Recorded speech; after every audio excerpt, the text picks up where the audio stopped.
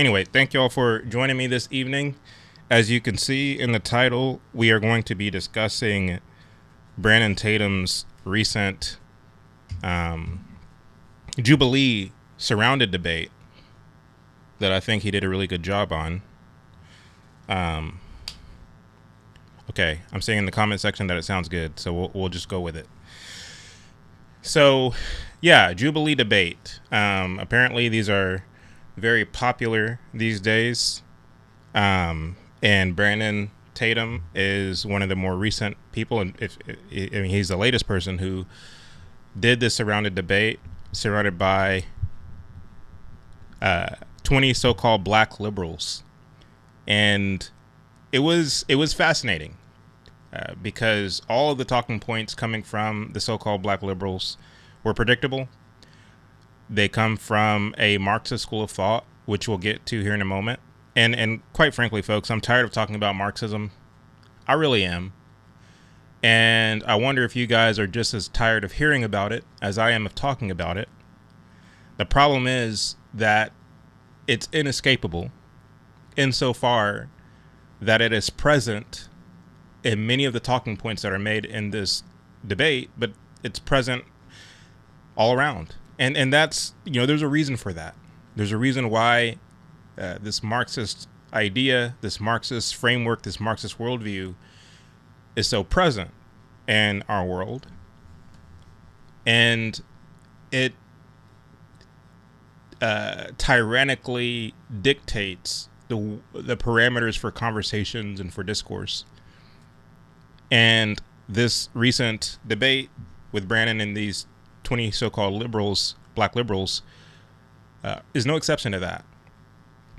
Of course, Marxism, as I point out often, has had a very pervasive impact on the Western world and has been able to bloom by way of many Western institutions, including the church, unfortunately.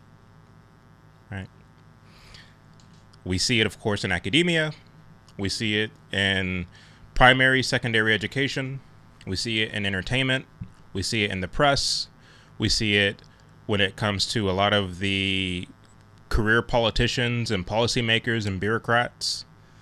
We see it all over the place. And so it's difficult to have these kind of conversations without talking about Marxism, because talking about Marxism is tantamount to naming the thing. And this is one of the, I'm not a skilled debater by any stretch of the imagination. I will never claim to be. But one thing that I know is necessary is to name the thing, right? Which Brandon did in this debate, thankfully.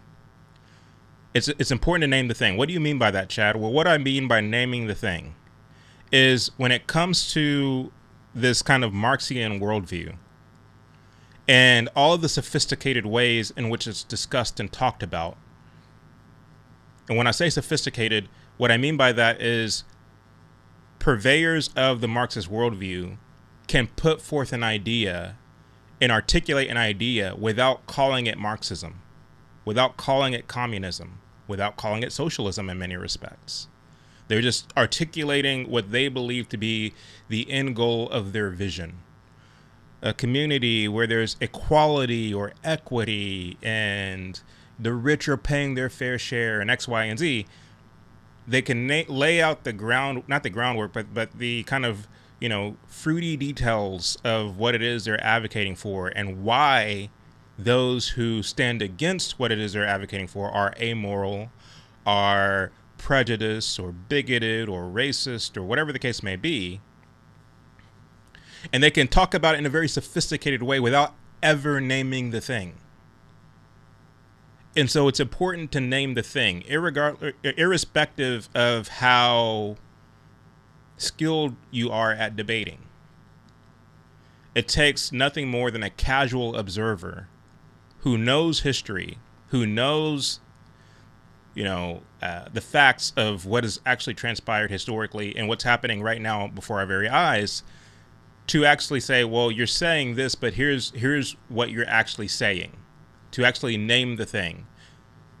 That to me, I think, is vital when it comes to having these kinds of conversations, engaging in these kind of discussions, and engaging in these kind of debates. Listen to their highfalutin nonsense, their sophisticated articulation of a Marxist worldview without ever calling it Marxism.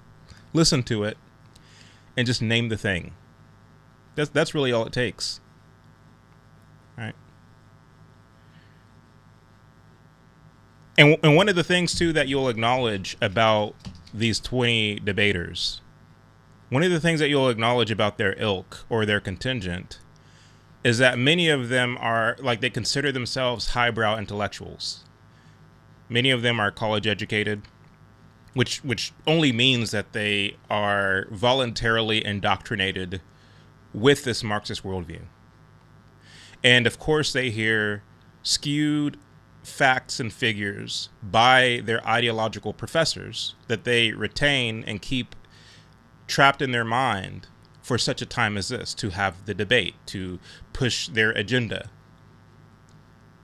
And so when they're sitting there talking, to many, it might seem like, oh man, these people are with it. They know their stuff. They know the facts. They know the details. And the picture they paint of the past is so devastating that we need to do something about this immediately. And this is how they weaponize revisionist history, right? But understand, all they're doing is regurgitating what they've heard from their professors, what they've read in their Marxist Howard Zinn-esque textbooks. That's literally all they're doing. They're not coming to you with any original thought, right? And then to the extent that you try to present the truth to them, they pretend that it's not the truth, and they find some way to obfuscate it, to downplay it, to tiptoe around it. You'll see that a lot, too, in this debate. And we're going to be covering some of the things that I believe to be key moments in the debate. I'm not going to be able to get to all the key moments because we won't have time to do that. But I do have some things that I want to show you and respond to. Right. So, with that being said, and what were your guys' thoughts on the debate, for those of you who've seen it? It was released today. I know Jubilee releases their surrounded debates on Sundays. What were your guys' thoughts on the debate, if you've watched it? I know some of you maybe have seen clips of it online, on social media, but what were your guys' thoughts on it, if you've watched it?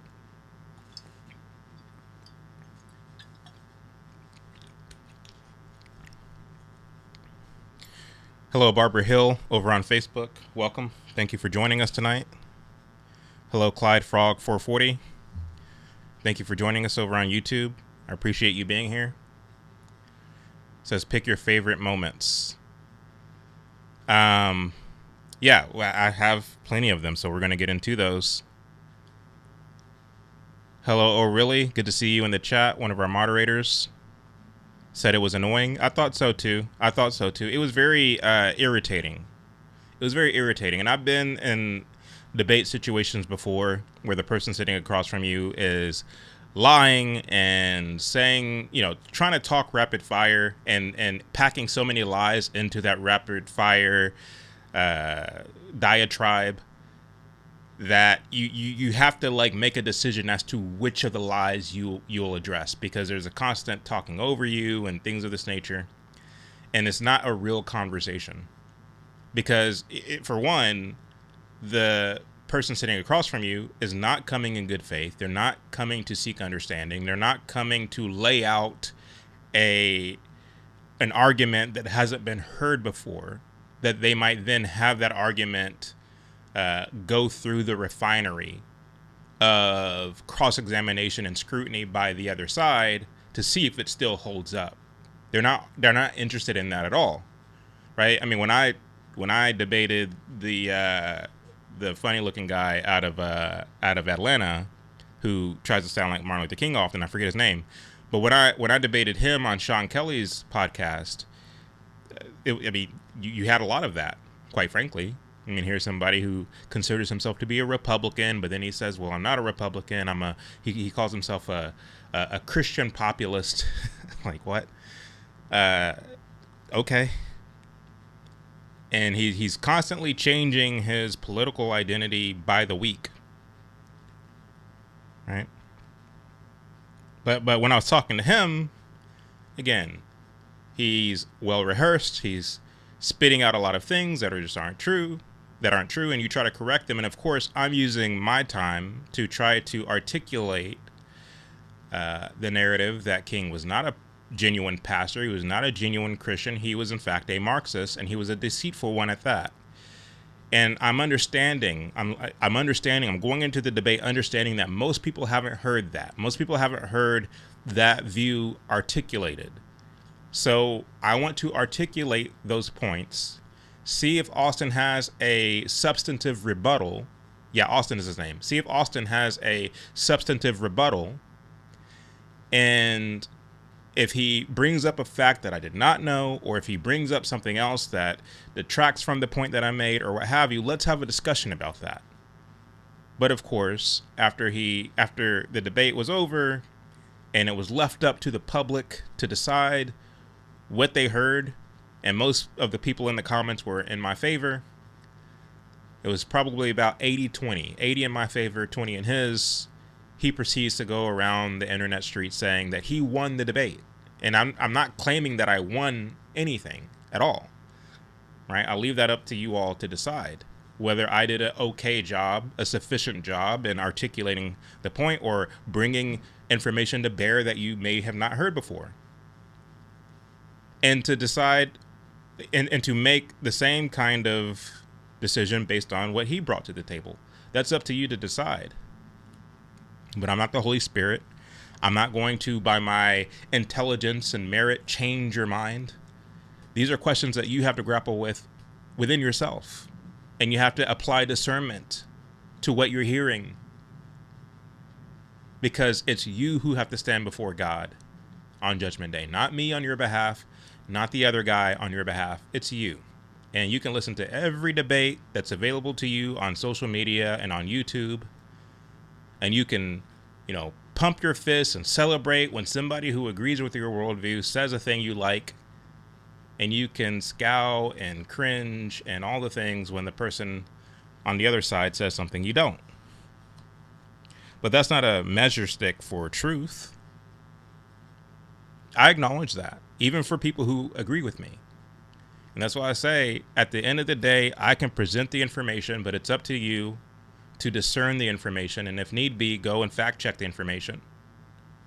Because if you're genuinely in search for truth, which is a noble thing, then really be in search for truth.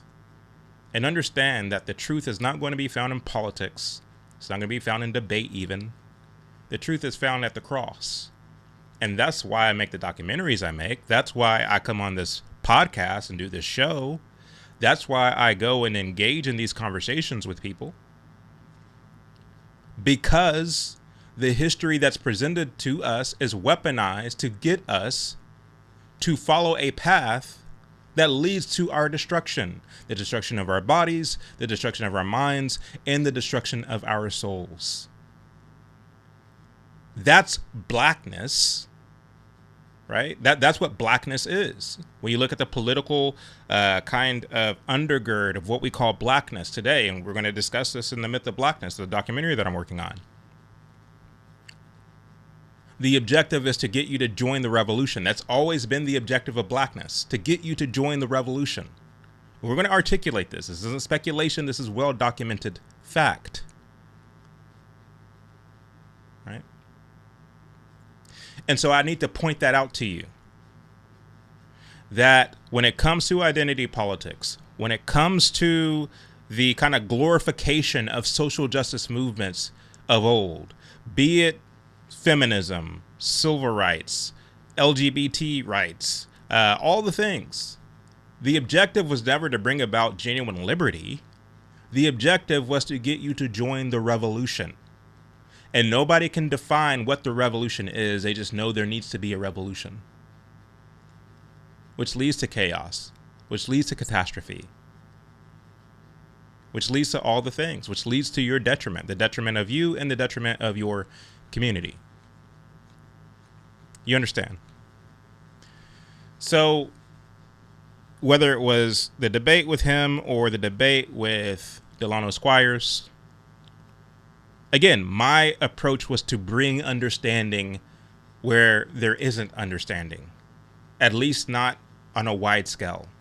It wasn't to own Delano Squires. It wasn't to prove that I was more intelligent than him. It wasn't to make a name for myself. It was to have a genuine conversation and to bring facts to bear that perhaps Delano has not heard before. And unfortunately, he wasn't that receiving. And people could argue that I wasn't receiving of what he was arguing as well. But the fact of the matter is, the difference is that the points that Delano were making, I heard before and I researched. You understand? Same with the guy before him. I heard these arguments before and I've researched them. And the counter narrative or the counter argument that I was offering was to say, hey, here's the fact. Here's the history of this fact. Do with it what you will. And had they provided information I hadn't heard before, then I would either concede if they can bring the receipts or what have you and make it plain, make it clear, or I can say, well, that, something sounds off about that. Admittedly, I don't know about that, but let me go and research that point. That's the proper response. And Brandon actually had at least one example of that, where he admitted, yeah, I hadn't read that book, which I think was a noble thing for him to do. And we'll get to that in a moment. I'm just kind of laying the groundwork. But admitting where you hadn't looked into a certain thing. And then making it a point to go and look at that thing to see if what they were arguing was actually true or whether they were arguing in bad faith to do a gotcha. And 9.5 times out of 10, it's the latter. You understand? So I wanted to play clip number 1 because I really need to get moving if I'm going to play all these clips for you all tonight. And there's a chance that I might not be able to get to all of them. But we're going to start off with clip number 1, and we're going to talk about it. So let's see here. So I hope everybody's doing well tonight. I know I am. Let's get into it.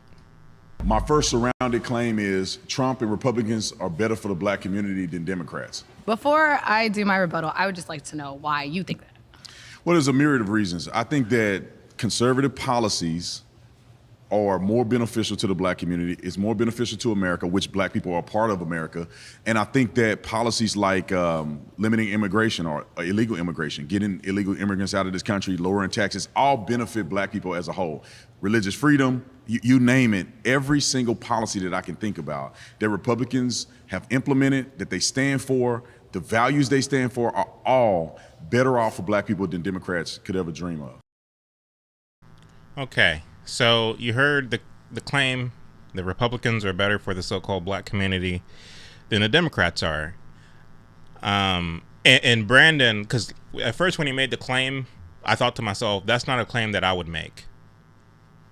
Because as somebody who researches history, I find that the Republicans are as complicit, and I'm speaking generally, as complicit in the downfall of America as the Democrats. Of course, the Democrats have fast-tracked it, whereas the Republicans, by way of weakness, spinelessness, of refusal to be as proactive during the Cold War as they should have been, a refusal to support Joe McCarthy all the way like they should have done, a refusal to support Barry Goldwater during the 1964 election like they should have done. They've always been on the fence. But then Brandon does something interesting. He talks about conservative policies, and he proceeds also to talk about how conservative policies, which are meant to be American policies, which are meant to basically protect, defend, preserve the prosperity and the posterity and the dignity of the United States of America, is something that benefits not only so-called white people, but also colored people as well. That's a general argument he was making, and to that I agree with. But one of the things that I couldn't do is kind of box myself into the corner of having to defend the Republican Party when I know full well that, like, my agenda as it pertains to my civic duty in these United States of America is to preserve the sovereignty of the state of Texas, first and foremost, and then by extension, the nation state of America, the dignity of America. That's the way I see it. And the question is, which party is better at doing that than the other?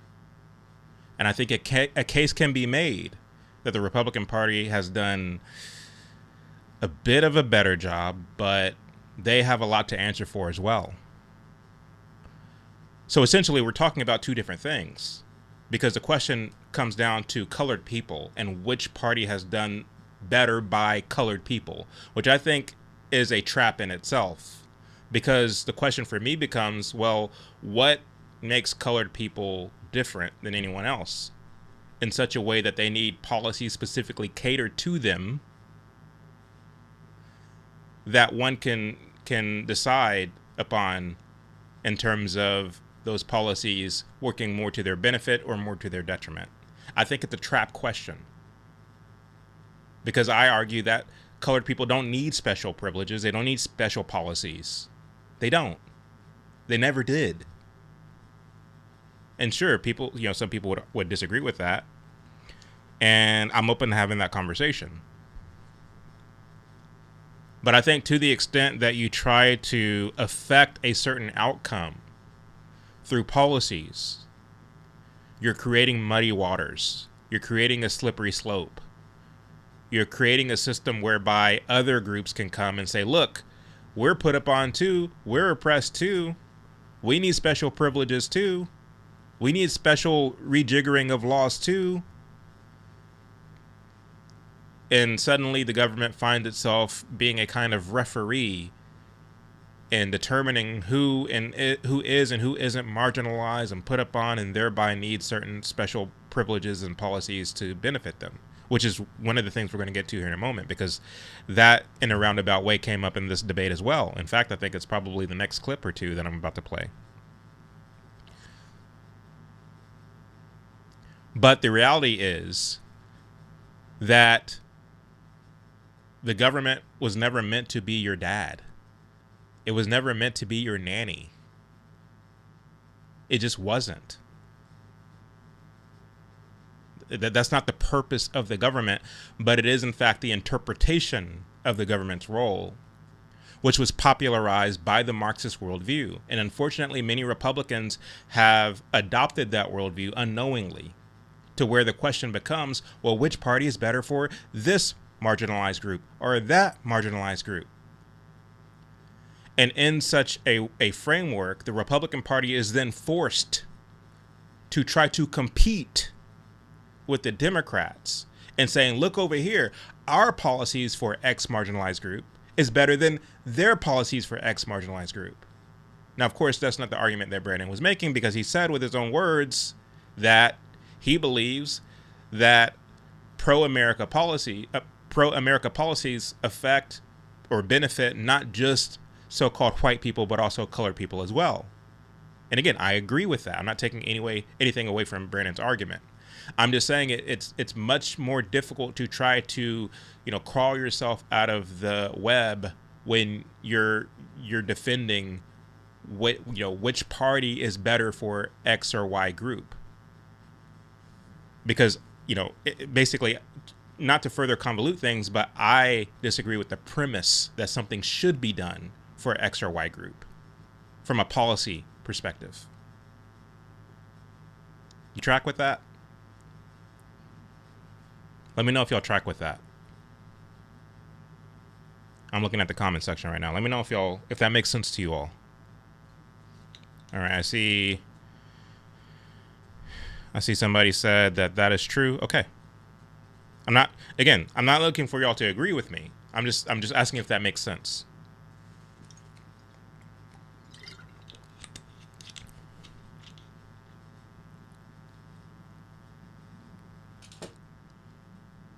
Okay. Alrighty. So let's move on. All right. Somebody said I track with that. Finally, I don't know if my comments are just delayed coming in or what. So let us move on. Let us move on.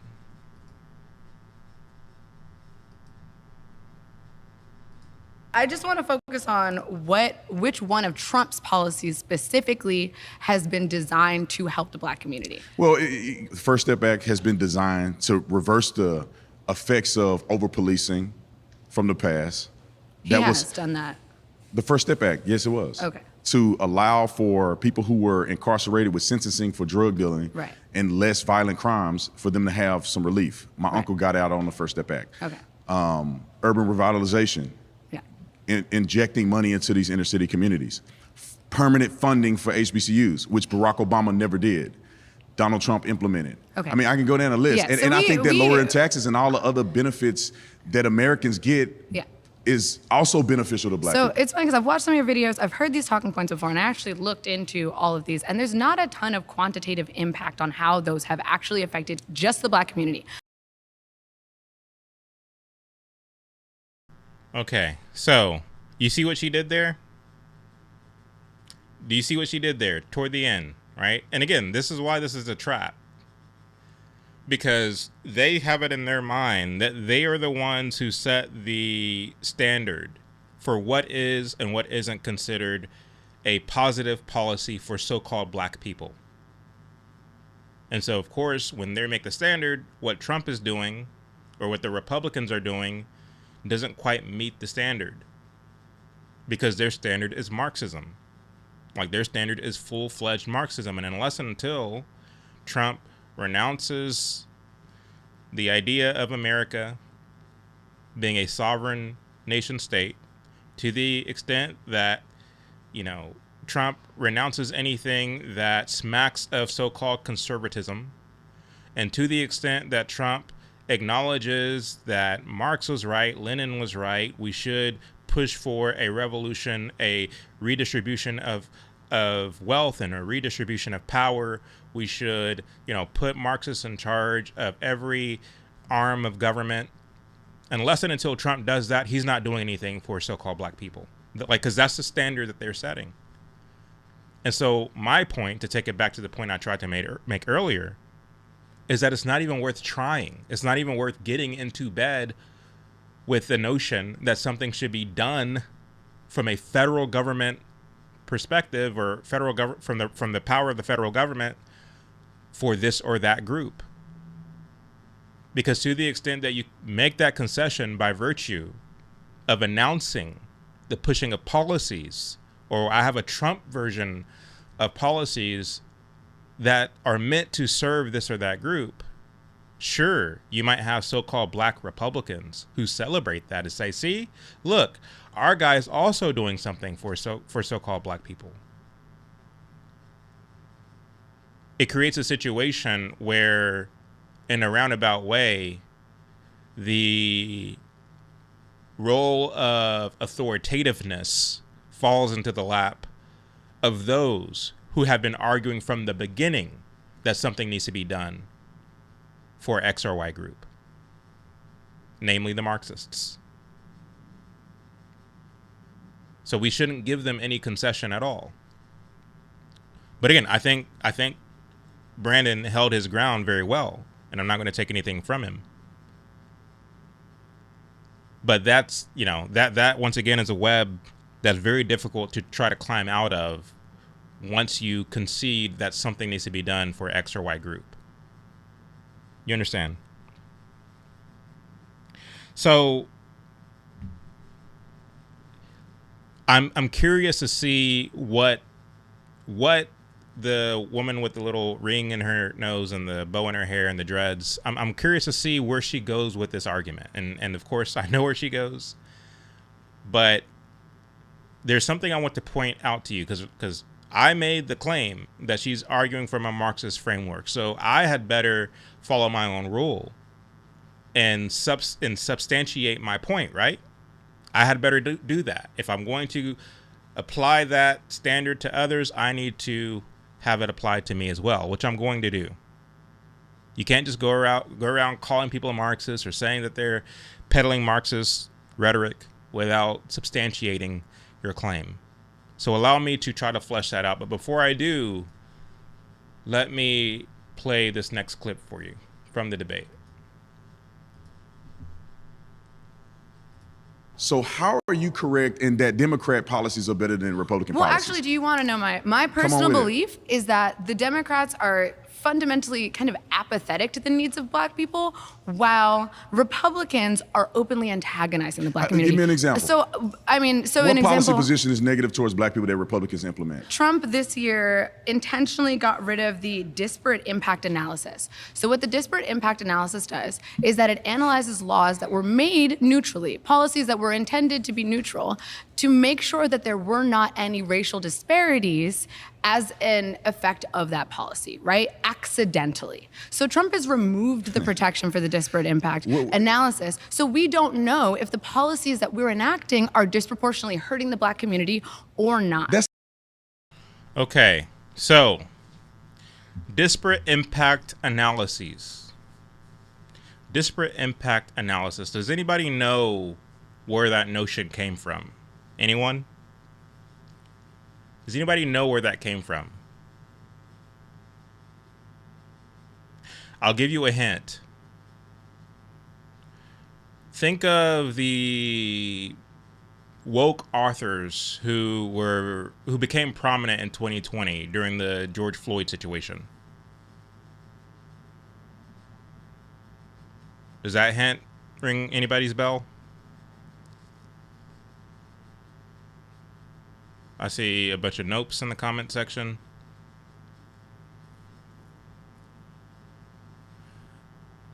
I'll give you another hint. His real name is Henry Rogers.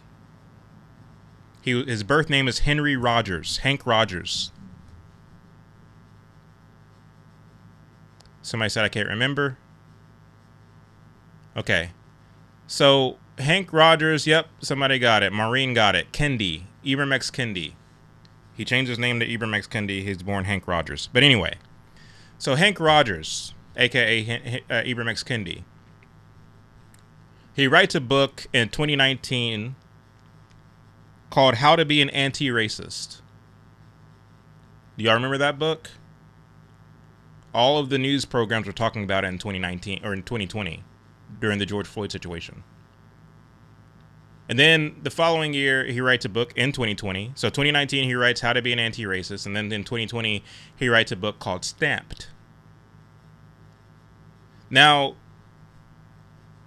Kendi was arguing for what would eventually become the Disparate Impact Analysis Committee, which is supposed to basically analyze policies, not just on the federal level, but at the state level as well, to determine what would be the impact on, communities of color. Not only to look at policies that are currently on the docket, but to retroactively look at policies in the past to determine what effect did it have on so-called people of color relative to white people, and use that as a determining factor to decide what reparations could possibly look like. Now, Ibram X. Kendi is a self-avowed Marxist. And here she is. I don't know the woman's name. I think it's Naima, something like that. Here she is arguing. So she gives no context or pretext to what the disparate impact analysis is at all. She just brings it up as though it's this kind of unquestioned, automatic moral yardstick, measuring stick of what is fair versus what is unfair. That it automatically holds a role of moral authority. And it's something that's as old as time. It's an established kind of benchmark in American jurisprudence and American government. And it's something that should be here to stay. And the fact that Trump would get rid of it is a blow to civilization. That's how she's arguing for this thing, not realizing that this is something that came about during the Biden administration after Reconstruction 3.0, aka George Floyd's Summer of Love. You understand? Now I want to give you a insight into who Ibram X. Kendi is, lest you forget.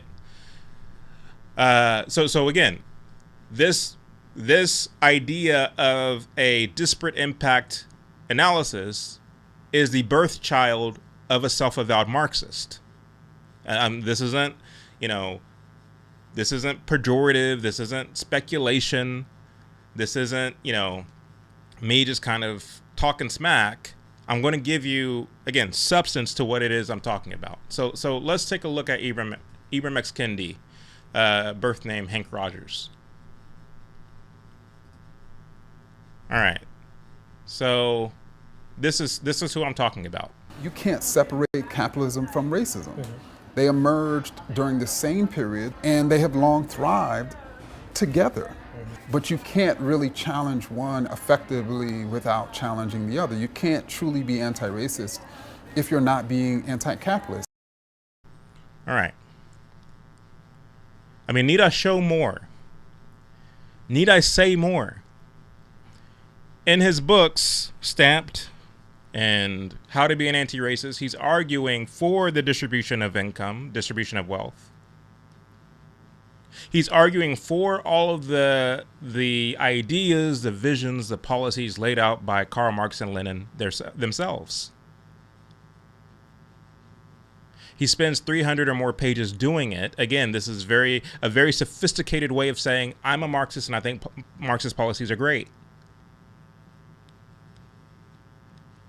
And a sitting president of the United States adopted the brainchild of a self-avowed Marxist. That should be concerning to you. But not to Naima. I'm hoping I'm pronouncing her name right. She believes that it should be an unquestioned measuring stick that deserves an embedded and enshrined place in American jurisprudence, in American policymaking, et cetera, et cetera. Right?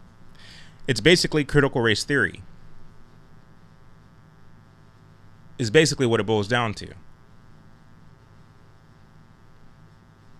So let's see more from Ibram X. Kendi on this question of putting together a kind of ad hoc committee to determine whether a policy that is to be pushed by a certain legislature at the state level or Congress at the federal level has a disparate impact on society. How do we reduce this racial inequity of this wealth gap? Because inequity is the norm. And so reparations is a movement to essentially reduce that inequity. And it recognizes that racist policies, past and present, are the reason why whites have 10 times more wealth. Not because white people are better with their money, are smarter, are fiscally mature. No racial group has this sort of monopoly on supreme economic actors. And so what that means is that the cause must be racist policies. And how do we eliminate that without eliminating those policies and then closing that gap through reparations? I'm hoping you caught all that. And again, that interview is from 2020. Right? That interview is from 2020. And mind you, Joe Biden wouldn't take office till 2021. And here you have Hank Rogers, aka Ibram X. Kendi, arguing about the need to proactively and retroactively look at the way that policies has had a disparate impact on so-called black people. Not out of the desire for an honest hunger for justice, and whether a policy explicitly was meant to benefit people of a certain hue at the expense of people of another hue. Not from a genuine desire to do that, but as a means to be able to move the goalposts as to what is and what isn't racist in order to, in a kind of sophisticated, underhanded way, push Marxism, push communism. I bid you, please go and read his books. And if you can borrow them from one of your woke friends because you don't want to pay the money, do that. Because it's important to understand what's happening in your very own country. What's happening in your very own community. Because how, do tell, does your president, number 46, Joe Biden, how is he allowed to take these ideas that are born out of the minds of Marxists and implement them into government on our watch? How is that allowed to happen? And of course, people would argue that we are a republic and we get the president we deserve. And it just so happened that at the time it was Joe Biden. And so as a result of that, he is the executive. He can implement what he wishes, sometimes with Congress's help, sometimes by executive order or executive action. And this is the way the cookie crumbles in a Western republic. Some people would argue that. But I would argue that most people had no idea that this was happening. But it happened. It did happen. And you can listen to Hank Rogers for yourself. Articulate these points. I'm going to play one more clip from Hank Rogers. And hopefully this will give you more than enough information as to what he is, who he is, and what he was trying to do. So stand by for that clip as I find it. Here it is. All right, so let's say if USD was playing SDSU and USD was winning year in and year out. There's only two explanations as to what's happening, as to why that outcome is happening. Either it's because USD is the superior team, right? They have better players, or there is not an equality of outcome. In other words, the rules are not fair for both of those teams. And so when you have equal teams and you have unequal outcomes, what it leads people to believe is, well, are there actually equality of opportunity? And that's really what we're asking about. And so if white people and Black people and Native people and Latinx people and Asian people are equals, meaning no group is superior or inferior, then why do we have all these unequal outcomes? The policies and practices are not fair. If some believe that parents don't encourage education as much, I think it's important for those folks to realize that that's a racist idea. But if we believe that the racial groups are equals and there's not an equal outcome, then why is it an extremist idea to ask, well, what's going on that we don't have these equal outcomes between these equal groups? Is there a way when you create policy to do a racial impact study so that policy can be evaluated for its impacts before? Yes, there is. And just as we have a CBO in Washington, D.C. that predicts the economic sort of impact of, let's say, proposed tax bill, so too can we create like a CBO for equity to examine what type of impact any policy would have on equity, or inequity, or even not only equity or inequity, but even the way we see the world. Okay, so you heard it there. Again, that's from 2019, 2020, before Joe Biden would take office. And you hear him arguing. You hear him advocating for exactly what would come about under Biden. The disparate impact impact analysis committee. All right. Exactly what Kendi was arguing for is what came to fruition. And guess what? Kamala Harris, however you say her name. Kamala Harris vowed to intensify what Ibram X. Kendi was trying to do. Right? Do y'all remember that?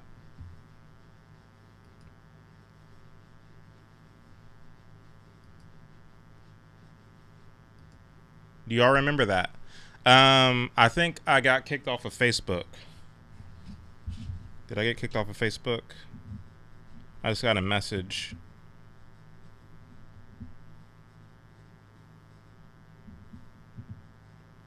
Hold on one second, y'all. I don't think I'm live on Facebook anymore. I think I just got kicked off.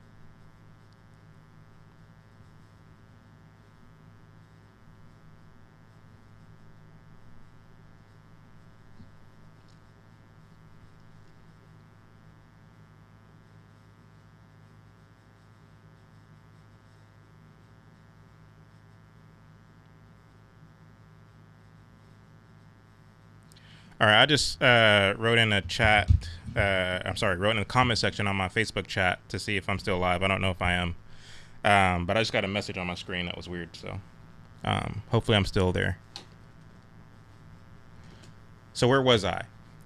Oh yeah, so Kamala Harris vowed to intensify what was done under Biden in the way of implementing not only the solutions that Hank Rogers was arguing for, but also the solutions that people like Robin DiAngelo and Ta-Nehisi Coates and a whole slew of other woke authors were advocating for, right?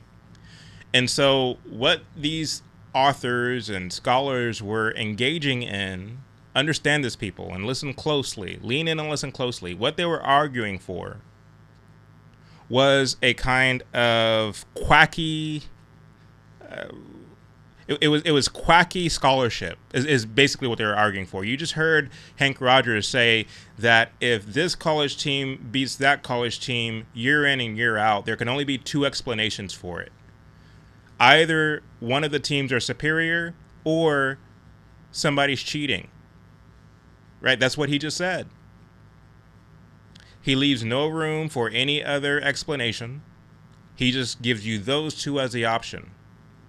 And understanding the PC climate in which we're living, the kind of sleight of hand that is built into that explanation of giving those two options is that he knows that most people are going to say, well, nobody's superior.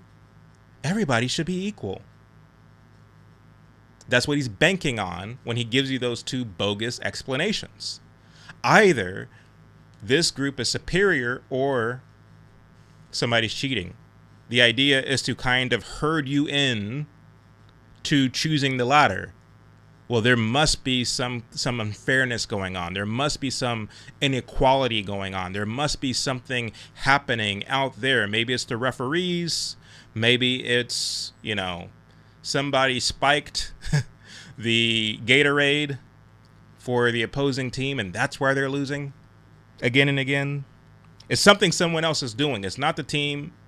It's not that they don't, it's not the fact that they have, coaches who are not as talented as the coaches on the winning team. It's not the fact that the players are unruly and like to cut up and they're not disciplined and, half of them miss practice. It's not that.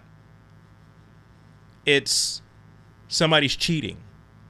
Like that's the binary. And mind you, Hank Rogers is, and I made this point about another author, but Hank Rogers, he rejects the idea of binaries when it comes to so-called gender.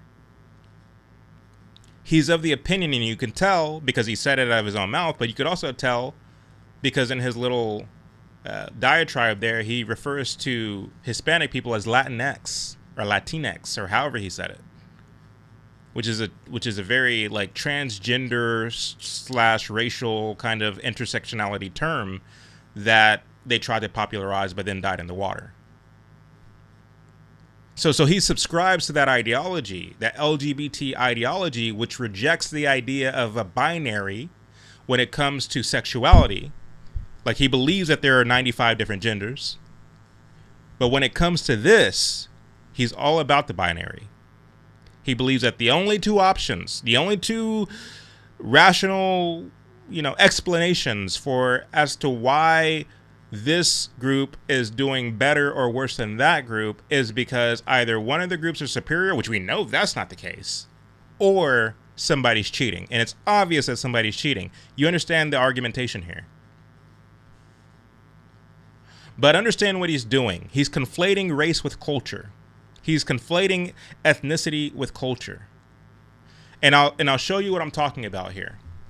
I'm going to show you what I'm talking about here.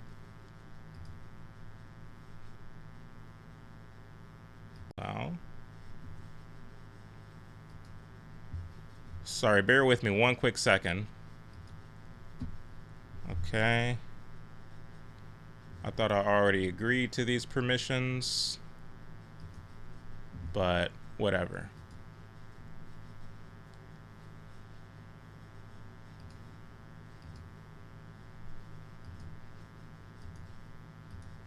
Okay, so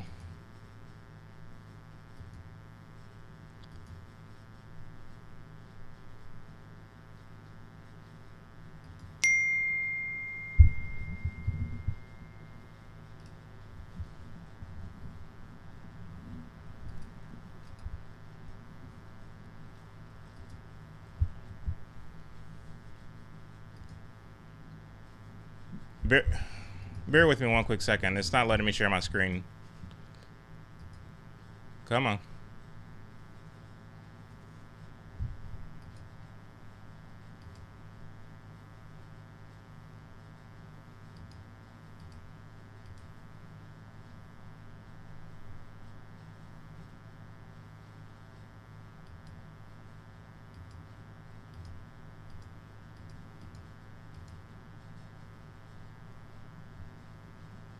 Why is it not letting me share my screen?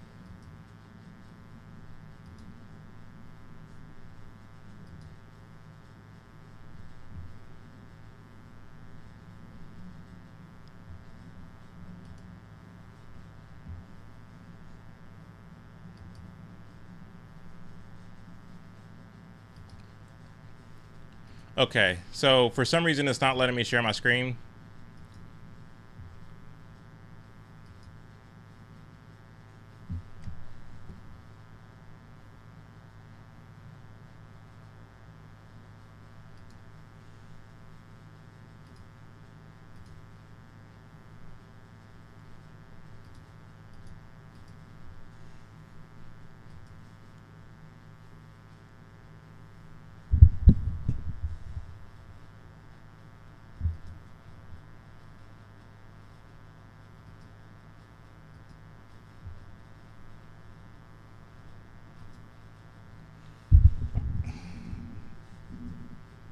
All right, so I just lost half of my viewers.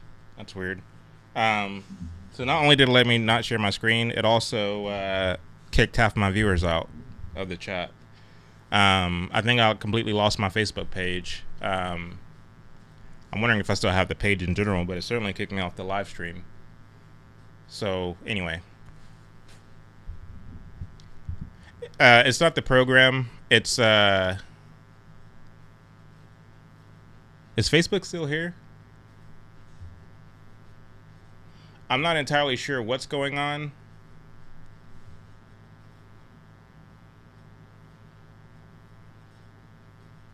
So it looks like it kicked me off of Instagram. Yeah, it looked like it kicked me off of Instagram. I think Facebook is still here. It kicked me off of Instagram, and it kicked me off of IG as well. So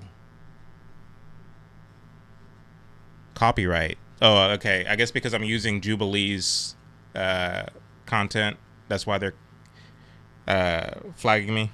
That sounds like it might be what it is, actually. Folks, I'm sorry about the hiccups here. Like, it won't let me share my screen, and so I think that is an issue with the platform that I'm using, which is Ecamm. And for whatever reason, I mean, it let me share my screen last time, so I'm not sure why it's not letting me share my screen. So I was talking about Hank Rogers, and I was going to share my screen with you so you can actually see what he says with respect to setting up this, first of all, setting up this kind of disparate impact committee, but also to give you more insight into his idea that there's nothing wrong with so-called black people, and that the issue is the system, the issue is society, not so-called black people. And essentially what he's doing is he's conflating ethnicity with culture, right? And he's saying that to say that a culture is, something is wrong with a certain culture in terms of the fact that it's not, promoting education amongst its youth, in terms that it's not, it doesn't do well in terms of entrepreneurship and in terms of being productive and things of this nature. To acknowledge that about a culture is, in Ibram X. Kendi's mind, racist. And for those of you who are just joining, if you notice that I'm using the name Ibram X. Kendi and Hank Rogers interchangeably, it's because it's the same person. Hank Rogers is, in fact, Ibram X. Kendi's birth name. Henry Rogers, Hank Rogers, something like that. So I'm just going to read the excerpt for you instead of projecting it onto the screen, because it's not allowing me to share my screen. It's just a black screen. And I'm doing the same exact thing. I'm very tech savvy, and I'm doing the same exact thing that I did last time when I shared things on my screen, but for some reason it's just not going. So in his book Stamped, which he released in 2020, Ibram X. Kendi says, and I quote, that a racist idea is any idea that suggests that something is wrong or right, superior or inferior, better or worse about a racial group. I'm going to read that again, and I wish I could project this on the screen, but it's not allowing me. Well, I did just figure it out. It's not allowing me to project on my screen without restarting the platform, without restarting the program that I'm using to do this live stream right now. But of course, if I did that, then I lose the entire live stream. So I don't want to do that to you all. So we're just going to have to keep going, and you're just going to have to listen rather than following along on the screen. But he says, a racist idea is any idea that suggests that something is wrong or right, superior or inferior, better or worse about a racial group. Now, those last two words, racial group, he's conflating with culture. Okay? So you get the trickery that's going on here. And Hank Rogers' mind and Ibram X. Kendi's mind to say that colored people in Chicago, South Side of Chicago, don't take education as seriously as white people who live in the outskirts of Chicago. To say that is racist, according to him. Even though it's a fact, even though you're acknowledging cultural differences, according to him, it's racist. Why?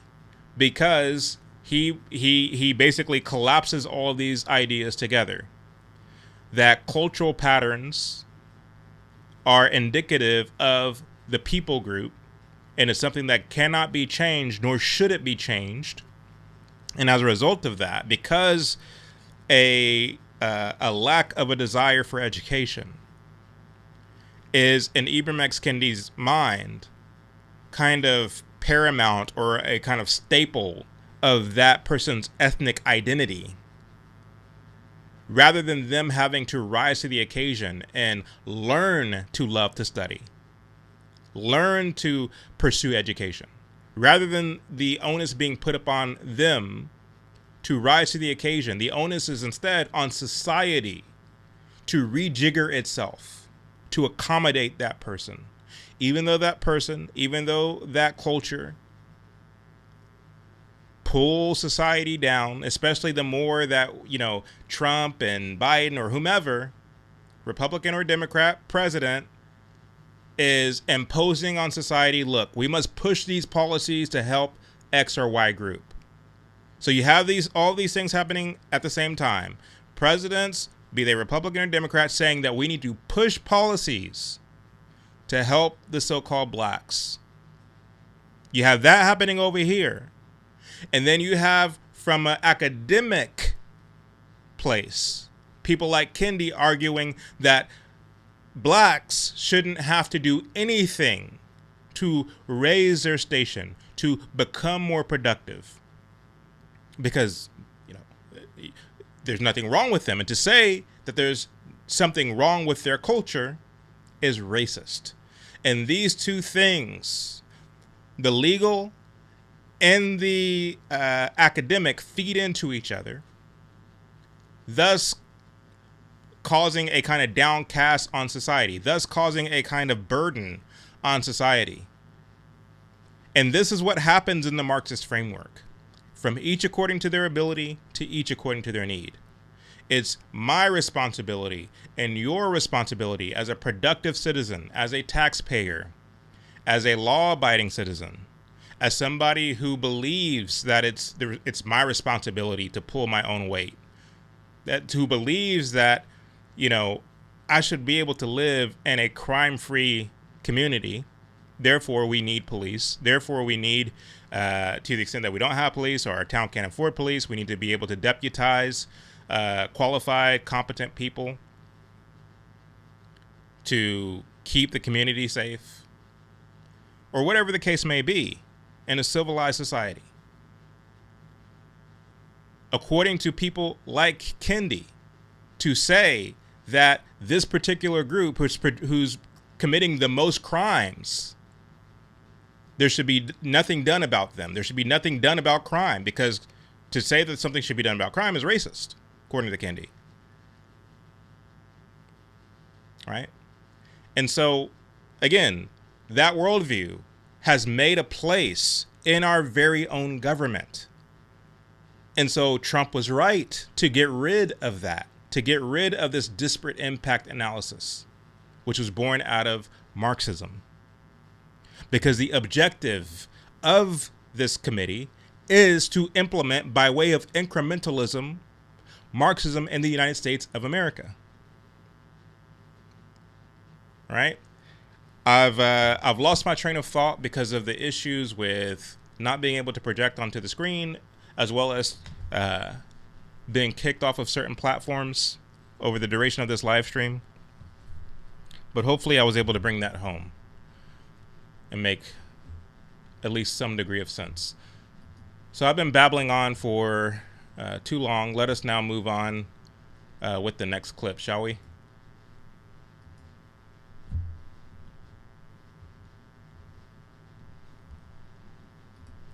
That doesn't make any sense. Any policy, it doesn't make any sense. I agree. No, what it's you're a bad saying idea. does not make any sense, because the policies that are implemented, Yes, the majority of the ones that are in Congress are agreed upon by the House and the Senate, right.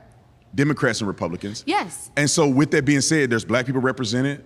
There's Yes. all kind Well, of people that's the represented point. in creating our laws and I know, but policies. that's the point. So But what are you not saying that they're everything- not considering But whether or here's- not it has a desperate effect on So the black here's the community? thing. When you create a policy, obviously you are creating it in good faith. But we do not know always how that policy is going to affect the Give me population. an example of a Can policy. I finish talking? Give me an please? example of policy. But I'm 'Cause trying to explain I'm to running you. out of time. So the point of the disparate analysis report is to check to make sure that the laws that we implement in good faith don't end up hurting the black community by accident. Why would you get rid of that?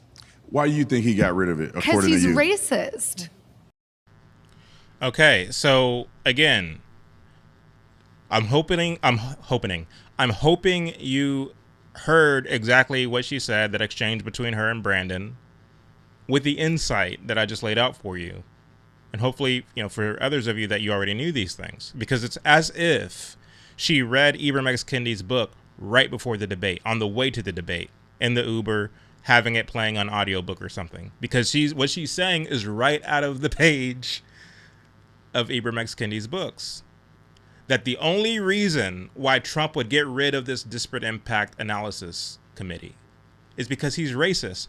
I'll remind you the title of the book, How to Be an Anti-Racist. In the conclusion of the book, implement, he calls it in the book, a anti-racist committee, right? Or Department of Anti-Racism is what he calls it. So he's advocating for the Department of Anti-Racism, which would be a function under the executive branch of the federal government. That's what he's advocating for. And it would manifest into the Disparate Impact Analysis Committee, right?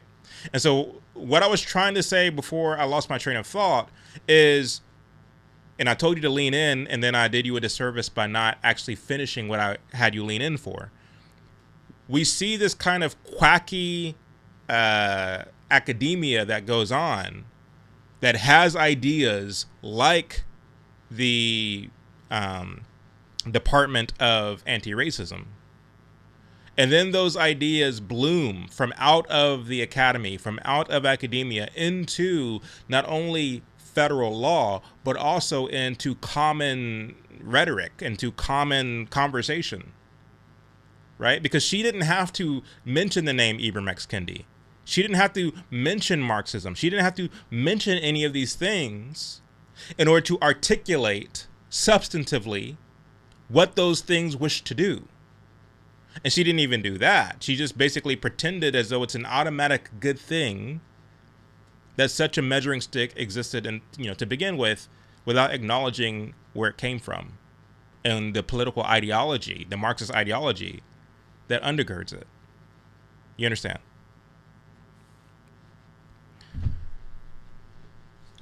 So,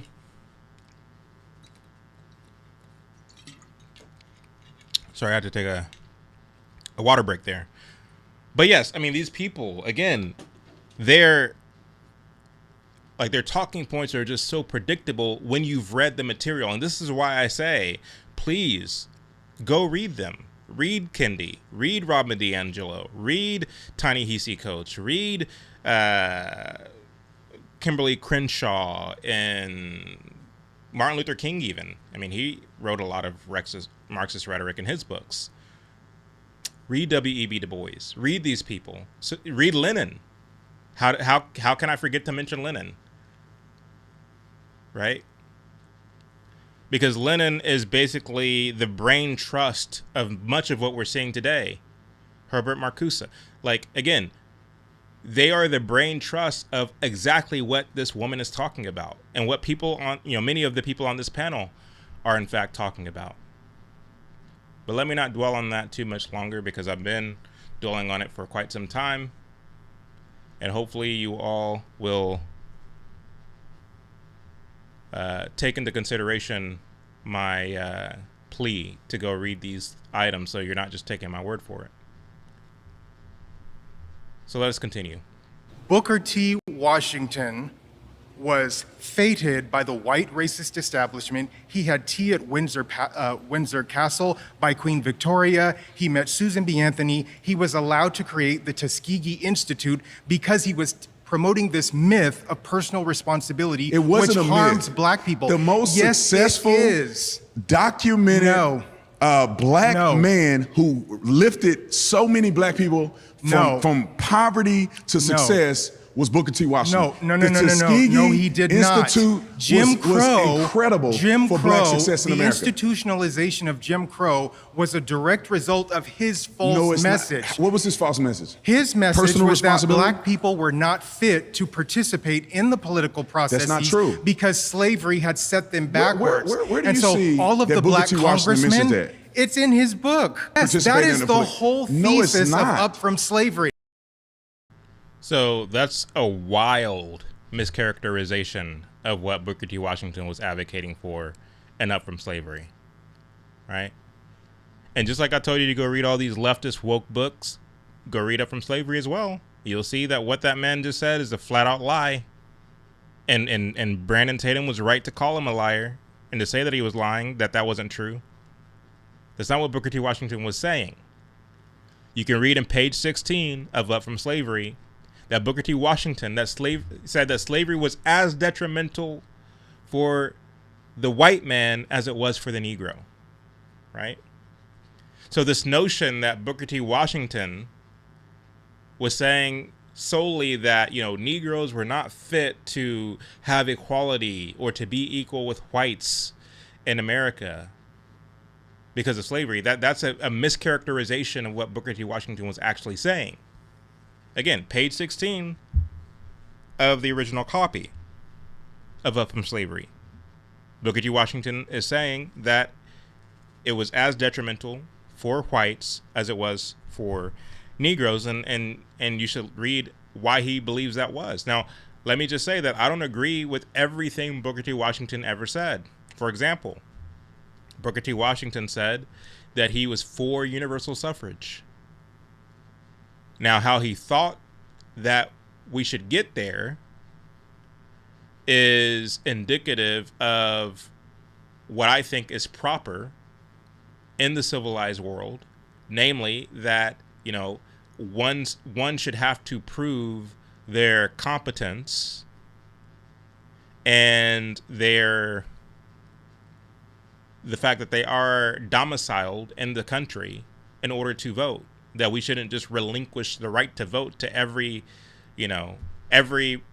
individual just because they breathe air and happen to be within the borders of the United States of America. I don't believe that for a second. And I'm not going to straw man what Booker T. Washington was advocating for as it pertains to universal suffrage, because he qualifies what he's saying. And one of the quotes that I might read this evening But yeah, when it comes to stuff like that, when it comes to a few other points for what Booker T. Washington advocated for or what have you, there's some disagreements that I have. But by and large, the man was 100% on point. Or not 100% on point. I mean, he was probably about 94, 95% there. No human is 100% there. Not even I am 100% there. And it's okay to disagree. But what that man was saying is a total mischaracterization of what Booker T. Washington was advocating for. Booker T. Washington argued on page 115 that no man who continues to add to his material, intellectual, and moral well-being will be long left without profit or reward. Right? That's what he argues on page 115. And he says that that is a great human law. That no man who strives, who adds to himself material, intellectual, and moral well-being will long be left without reward. And that is a great law of humanity. And I agree with that. I agree with that. You agree with that, whether you realize it or not. If you work for a living, right? And you happen to have somebody on your team, let's say you work construction, or let's say you have a white collar job or what have you, you're having to work in a team to get a project done. If you have somebody who's a part of your team who shows up late, who doesn't put in as much work, and then who takes credit for work that you've done, that you put your time into, that other teammates have put their time into, that person would weigh your group down. If you raise children, hopefully you raise children to teach them discipline, to teach them manners, to teach them self-respect, to teach them productivity, because those children will one day become adults. And the worst thing to have on your hands is a lazy adult child who's not interested in getting married, who's not interested in pursuing a career, who's not interested in starting a business and doing something, making something of themselves, but is bleeding you for what little money you have, especially if you're elderly and you rely on Social Security or what have you, and they're laid up in your house, spending your money, eating your food, right? You try to instill values in them in their formative years that you might equip them well enough that they might go out and be productive. I mean, this is why Booker T. Washington calls it a great human law, a great law of humanity. And you have to get back into the context of what was going on. After the ending of slavery, you had a lot of people who lived their entire lives on plantations, who didn't know what it was like to go out and buy property and pursue skill and make it on your own without having to rely on a master. Are we forgetting this? Are we forgetting this took place in history? And so what Booker T. Washington endeavored to do is to use the Tuskegee Institute to teach them not only the books, but also the art of self-reliance, the art of basically making your own way and doing your own thing and living off the land and growing your own food and building communities that not only survive but thrive. And this was actually happening in North Carolina, in Texas, in Oklahoma, in Florida, and all of these places where the Negro Business League existed, including Harlem. Without Booker T. Washington, Harlem would not be mostly colored right now. It was Philip Payton, who was a protege of Booker T. Washington, who in the early 1900s, as a realtor, set out to buy property in New York. And he went into Harlem, which at the time was a mostly white community, and he was able to acquire a building there. He moved Negroes into the building, and then he soon began to buy more and more buildings to where Harlem became mostly colored. All this happened before 1910. Right? Where I mean, you can read about it in Crisis of the Negro Intellectual, Harold Cruz, where he documents that soon white people were coming to colored people or colored real estate agents hat in hand, begging them not to evict them from their property, or evict them from their, not their property, but the homes they were renting there in Harlem. Before 1910, imagine that. A white person coming to a colored landlord, begging them not to evict them from their property. That's thanks to what Booker T. Washington was doing. Not just teaching of the books that you might become a highbrow, useless intellectual, but trying to educate the whole man. That's what he was doing there at Tuskegee. And he was being effective in doing it. And so when Booker T. when Brandon Tatum said that no other Negro man had as much of a positive impact in the uplift of the Negro people, Brandon is absolutely right. But of course, the colored man sitting across from Brandon Tatum says, oh, no, it's because of him that we had Jim Crow. And then he proceeds to mischaracterize what Booker T. Washington was arguing in Up From Slavery. So not only did Booker T. Washington never say that, the Negro is not equal to the white man. And that's another thing. One of the things that they try to get you on is this kind of confusion of what equality actually means, right? Because they point to the Declaration of Independence and say, look, it says here that all men are created equal, but Negroes aren't treated equally. Martin Luther King himself said this during the 1963 I Have a Dream speech, March on Washington. This is where they try to get you. And then they believe that it's on them to set the standard on what equality means. And naturally, equality means redistribution of wealth, according to them. How do I know that? Because when Martin Luther King was asked by an NBC reporter while at Ebenezer Baptist Church of how can the Negro get equality, King tells him that we can get it through redistribution of wealth and power. He says at a speech at Stanford University before a body of students and faculty that social justice and progress are the absolute guarantors of riot prevention. In other words, the only way to prevent rioting in the streets is to give the Negro social justice. What is social justice? Go back and read Vladimir Lenin, who describes social justice as the redistribution of resources, public ownership of property. Marxism. So when King tells you equality equals radical redistribution of wealth and social justice, he's telling you that Marxism is how you get equality. But that's not what the founders had in mind when they argued that all men are created equal. Of course, they were saying equal under the law, is what they were saying. Right? They were saying equal under the law, which does not automatically equal that everybody gets a right to vote.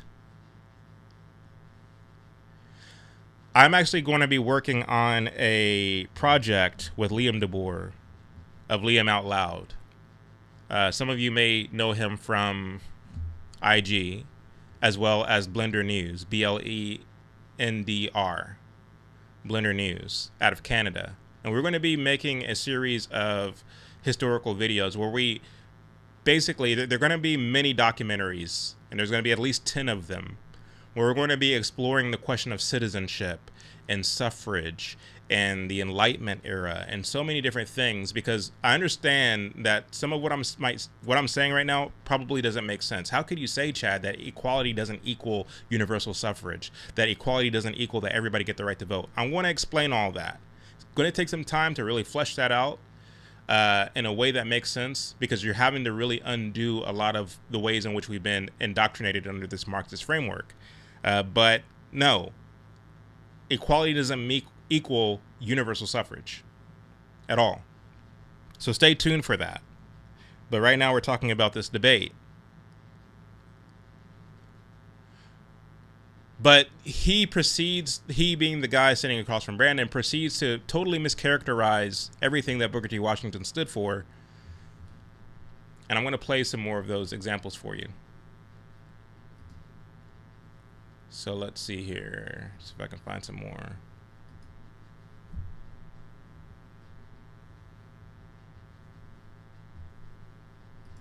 Black men any job that gave them the opportunity for social dignity, value, and worth, they were systematically denied. And a lot of it had to do with Booker T. Washington's message.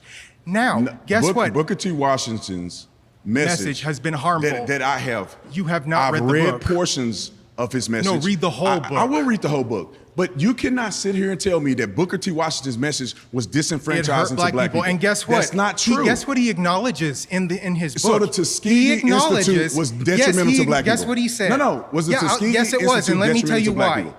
He acknowledged that is the insane. people in Tuskegee, Alabama, the white community there, only allowed him to create that institute because he assured them he would not be teaching them anything that would lift them out of domestic status, anything that pertained to higher education, any knowledge of their history, or just the humanities, anything that white people took for granted in normal universities. It was designed to keep black people oppressed. Again, total mischaracterization of what Booker T. Washington was talking about, what he wrote in the book, and what he stood for.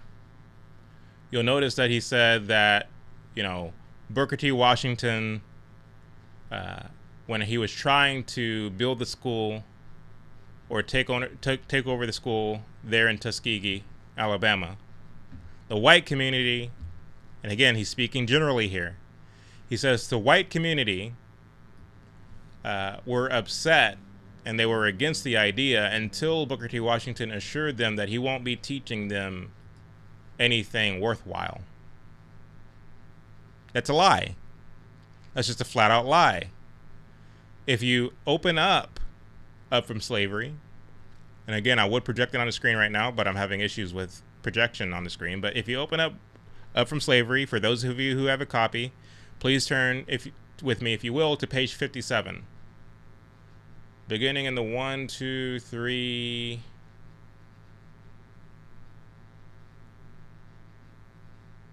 4th paragraph, maybe?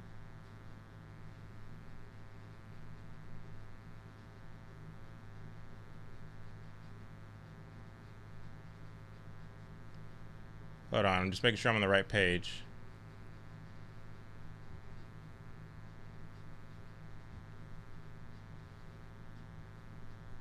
Bear with me. Am I on the... No, I'm not on the right page. Let's actually go... Come on. To page 53. Let's go to page 53. All right. Let's go to page 53. I would be reading it to you right now from my actual book, but I let somebody borrow my copy of Up From Slavery, so I'm having to read it on the digital archive here.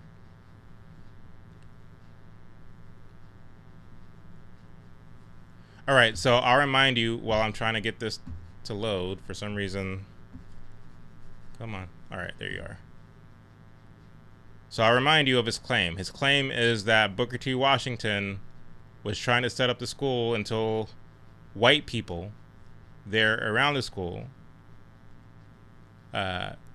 didn't want for Negroes to be too educated, and Booker T. Washington reassured them that he wouldn't be teaching them anything worthwhile that can help them lift themselves up. Those are the words that he used. He wouldn't be teaching them anything that would help them lift themselves up, right? So if you turn to page, let's see, 53 here. Okay, here we go. I don't know why it took me so long to find that. So page 53, beginning in the So this is chapter 13. So 1, 2, 3, 4. Okay, 1, 2, 3. So beginning in the third paragraph, Booker T. Washington says, after consultation with the citizens of Tuskegee, I set July 4th, 1881 as a day for the opening of the school and the little shanty and church which had been secured for its accommodation. The white people, as well as the colored, were greatly interested in the starting of the new school. Right? So there, Booker T. Washington is speaking generally. The white people and the colored people were greatly interested in the starting of the new school. It says, and on the opening day, and on the opening day, they look forward with much interest in having a discussion. Let's see here. Why is this doing this? My screen keeps moving all over the place. Let's see. There were not a few white people in the vicinity of Tuskegee who looked with some disfavor upon the project. They questioned the value of the colored people. They questioned its value to the colored people, and had a fear that it might result in bringing about trouble between the races. Some had the feeling that in proportion as the Negro received education, in the same proportion would his value decrease as an economic factor in the state. These people feared the result of education would be the Negroes would leave the farms, and that it would be difficult to secure them for domestic service. The white people who questioned the wisdom of starting the new school had in their minds pictures of what was called a quote educated Negro unquote, with a high hat, imitation gold eyeglasses, a showy walk stick, kid gloves, fancy boots, and whatnot. In a word, a man who was determined to live by his wits. It was difficult for these people to see how education would produce any other kind of a colored man. So again, he's not talking about the general kind of consensus of the white people there in Tuskegee. He was talking about a small faction of them, to give you the context, right? And what he's explaining here in terms of the educated Negro, again, I have to give you the context here. This is at the time where you had the Talented 10th, where you had W.E.B. Du Bois, James Weldon Johnson, Walter White, and all the others who were really propagandizing this picture of the educated Negro, who, as Carter G. Woodson points out, I don't have the book right here right now, it's in the house, but as Carter G. Woodson points out in his book, The Miseducation of the Negro, written in 1921 or 1922, said that the educated Negro, the highly educated Negro, is going off to places like Harvard, Yale, Columbia, and they are being trained to be Marxists. This is what Carter G. Woodson said. And Carter G. Woodson was no conservative. But even he acknowledged that these highly educated Negroes are being trained under the discipline of communism. He's saying this in the early 1920s. And many Southerners were aware of this, that the communists were using Negroes, specifically through education, to push a Marxist agenda. They knew that even back then. So it wasn't that white people didn't want Negroes to have education just for the sake of keeping superiority over them. They understood that, what was going on in terms of the using of the Negro to push a Marxist agenda, which Carter G. Woodson, a Negro intellectual who was not a conservative by any stretch of the imagination, admitted in his book, The Miseducation of the Negro. Carter G. Woodson, by the way, is responsible for the existence of Black History Month, which started out as Negro History Week. You don't have Black History Month without Carter G. Woodson, and even he is acknowledging that these educated Negroes, who Booker T. Washington acknowledges a small faction of whites in Alabama consider the educated Negro, even he acknowledges, Carter G. Woodson, that they're being trained under the discipline of communism. So I'm hoping I'm bringing context back to the equation. I'm hoping I'm bringing context back to the center of what actually happened historically. Because leave it to the guy who was just trying to rebuff Brandon Tatum. Leave it to our textbooks and our public schools. Leave it to our government in many respects. Nope.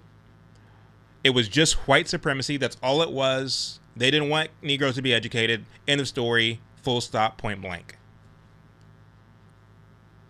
I'm giving you dates. I'm giving you names. I'm giving you authors. I'm giving you the information that you can go back. Don't just believe me or take my word for it. Go back and read this history so you're not continually played by people who weaponize and contort and twist the narrative to push their own agenda. So again, he lied, the guy sitting across from Brandon, when he said that white people in general, because remember, he framed it as the white community didn't want Negroes to be educated. That's how he framed it. And then he lied and said that Booker T. Washington basically compromised with them and assured them that he's not going to be teaching them anything that would lift them up from their station. That's how he framed it, remember? But what actually happened? I draw your attention to page 56 of Up From Slavery, beginning in paragraph 3. Booker T. Washington writes, quote, Miss Davidson and I began consulting as to the future of the school from the first. The students were making progress and learning books and in developing their minds. The students were making progress and learning books and in developing their minds. But remember, the guy sitting across from Brandon said that Booker T. Washington assured them that, they're not going to be learning anything worthwhile that will lift them up. They're not going to be learning books. They're just going to be learning things that, made them, how did he say it? He said that they're going to be learning things that makes them continually oppressed or something, or something that oppresses them. You guys can go back and rewind the show. I'm not going to play the clip again. But he said that something about oppression, right? Booker T. Washington wanted to teach them how to be oppressed. Something. I don't know. I don't want to misrepresent what he said, like he's misrepresenting what Booker T. Washington said. But Booker T. Washington says that Miss Davidson and I began consulting as to the future of the school from the first. The students were making progress and learning books and in developing their minds. But it became apparent to us at once that if we were going to make any permanent impression upon those who had come to us for training, we must do something besides teach them mere books. We must teach them something. We must teach them the books, but we mustn't teach them mere books. We mustn't teach them just the books. We must teach them something in addition to the books. Do say more, Booker T. Washington. He goes on. The students had come from homes where they had had no opportunities for lessons which could teach them how to care for their bodies. With few exceptions, the homes in Tuskegee in which the students boarded were but little improvements from those from which they had come. I'm guessing as slaves. We wanted to teach the students how to bathe, how to care for their teeth and clothing. We wanted to teach them what to eat and how to eat it properly, and how to care for their rooms. Aside from this, we wanted to give them such a practical knowledge of some industry, together with the spirit of industry, thrift, and economy, that they would be sure of knowing how to make a living after they had left us. We wanted to teach them to study actual things instead of mere books alone. So again, never in any of those pages or what I just read to you do you see Booker T. Washington coming to the white community in Tuskegee and saying, "Fear not, we're not going to teach the Negroes anything that elevates them." You don't see that. It's a flat out lie that he said with a bold face. right? And Brandon Tatum was right to call him out for that lie. Even though Brandon hasn't read the book. Of course, Brandon knows enough to know that Booker T. Washington isn't foolish enough to make the kind of comments that this guy was saying he made. So Brandon Tatum, I keep wanting to call Brandon Tatum Booker T. Washington. So Brandon Tatum was absolutely right to say that's a lie.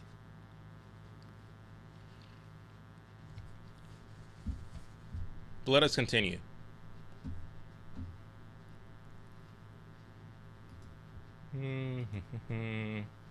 I keep saying I need a producer to help me out with this, so I'm not keeping you guys waiting. But I haven't acted on it yet, so bear with me. Bear with me. So I just played that one. All right. Let me That was talk. the point. Up from slavery, Booker T. Washington had a message of black success and personal accountability and responsibility. And it's he a did lie. not And it's a depend lie. on the government to do the things that black people Yes, could he already did do. deny on the government. He did not. Yes, he He did did. not make his mission and his plan to Yes, say he that did. black people should depend But on the government. This is the That lie is a for lie. everybody who is listening to me. The lie is that black people should focus solely upon family and their economic status and ignore agitations It's for not social ignoring, it's social equality. prioritizing. No, It's and he actually prioritizing says the family, he actually says in that personal book responsibility. that agitations for social equality are the extremist folly because black people are not prepared to be social equals to white people. He actually says that That's has not- been the that's not a program of the pejorative. Republican Party ever since First then. of all, that's a lie. And now, guess what else That's happened? a lie. Again, Brandon Tatum is right to call this guy out for lying. Booker T. Washington never said that. He never said that blacks are not capable, or like however he said it. Like again, that never happened. That never happened. I direct your attention to page 98 again to rebuff what this guy is saying. 98, where you at? 98. I wish I had the book with me right now. I had to let somebody borrow it. 98.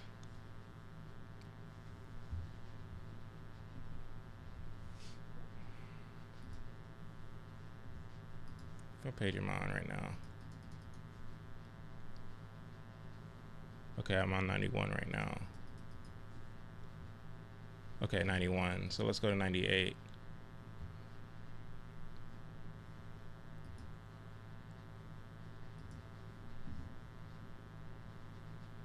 All right, here we go.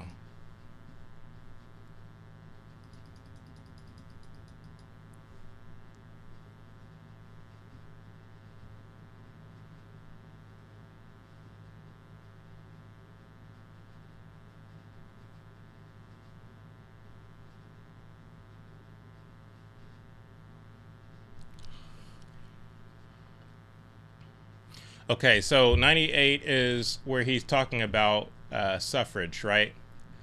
Because remember, we were talking about equality earlier, and what Marxists mean when they say equality versus what the founders envision when they talk about equality. Of course, they were talking about equality under the law, right? That's what they were talking about. And you see that contrary to what you've learned in your schools, that Negroes did have, in large measures, equality under the law in the South. Of course, we don't hear about that. We only hear about the instances in which, due process was not acknowledged, right? And there were some instances like that where the victim of not getting their just due process was not always Negroes. It was sometimes white people as well. And that wasn't exclusive to the South. This happened in the North in many instances as well. Why am I not seeing this? So I'm trying to find where Booker T. Washington is specifically talking about universal suffrage. So bear with me. And this is one of the points where I actually disagree with Booker T. Washington. But how he, what he says, I can actually see where he's coming from.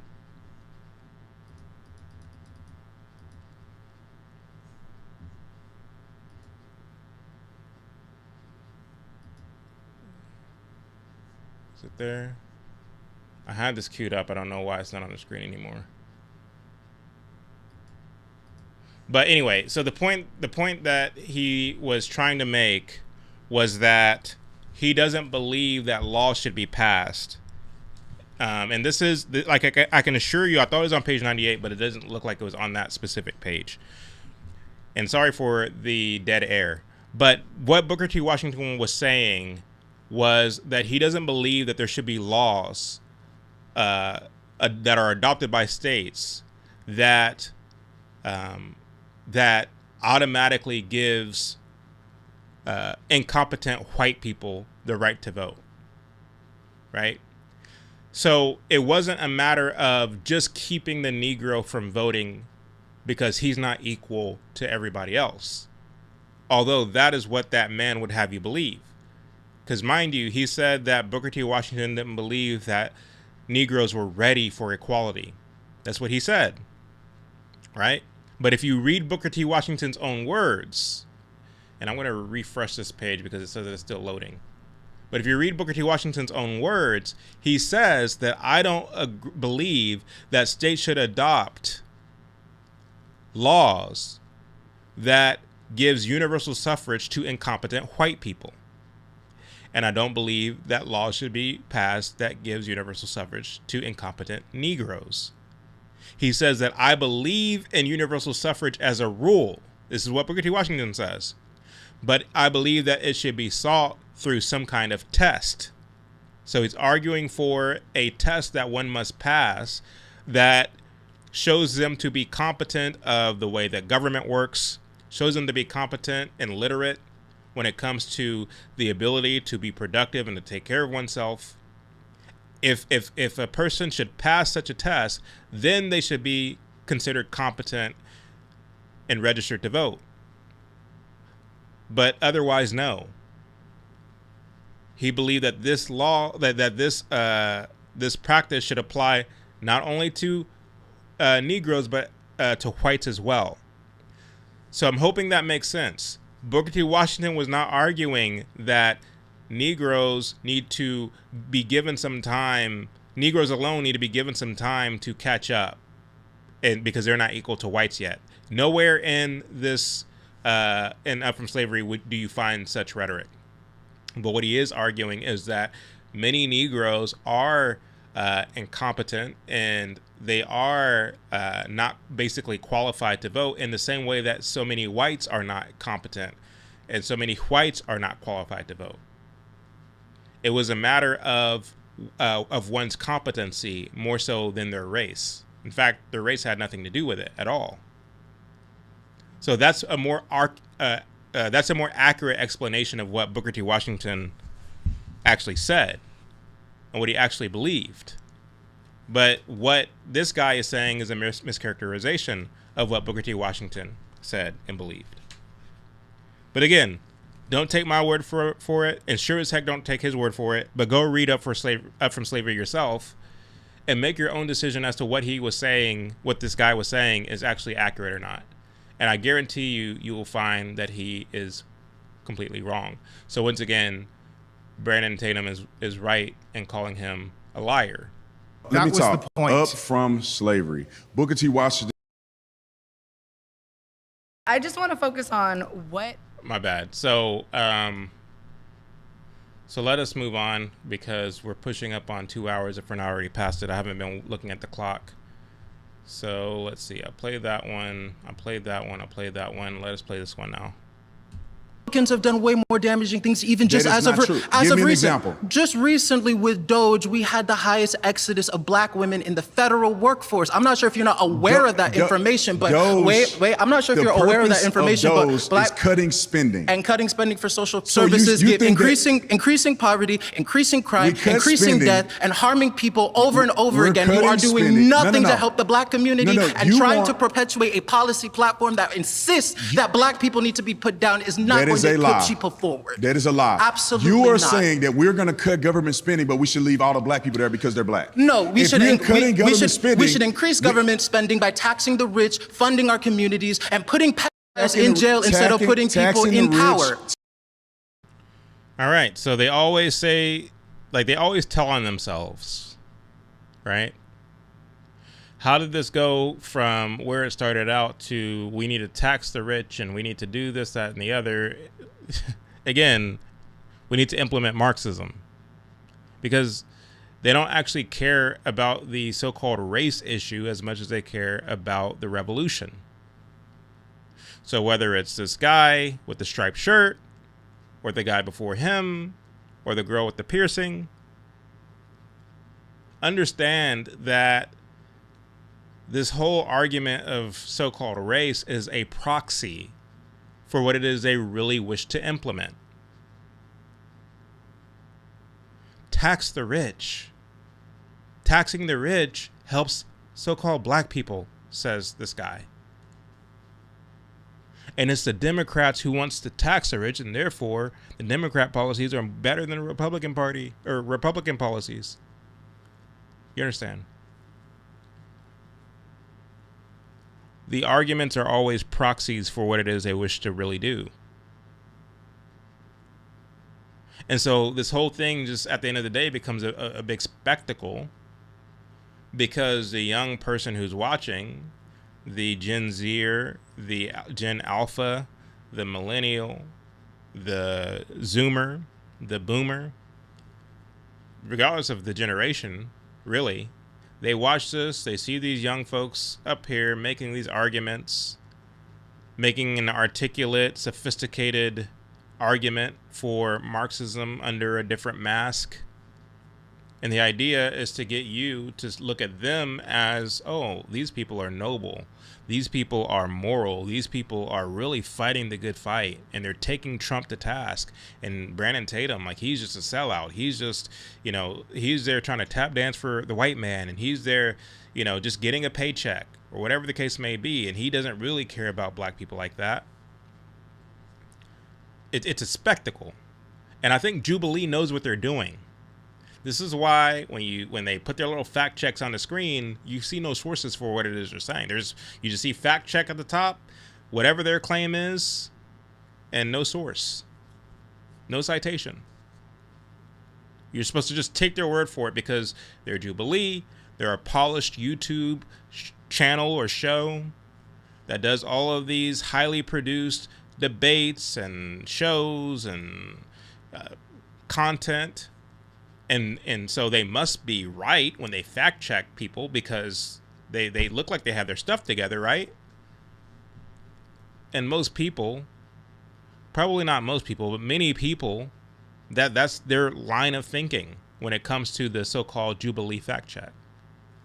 When it comes to determining whether something is legitimate or not based upon how highly produced it is, right? CNN is a very highly produced television network. They have their makeup artists, they have their high definition cameras, they have their tailors, they have the whole nine, but they'll sit there and lie to you every day. MSNBC, same way. Fox News, in many respects, same way. Just calling a spade, just because something is highly produced doesn't mean they're right. I mean, don't hear me say that you shouldn't focus on your craft.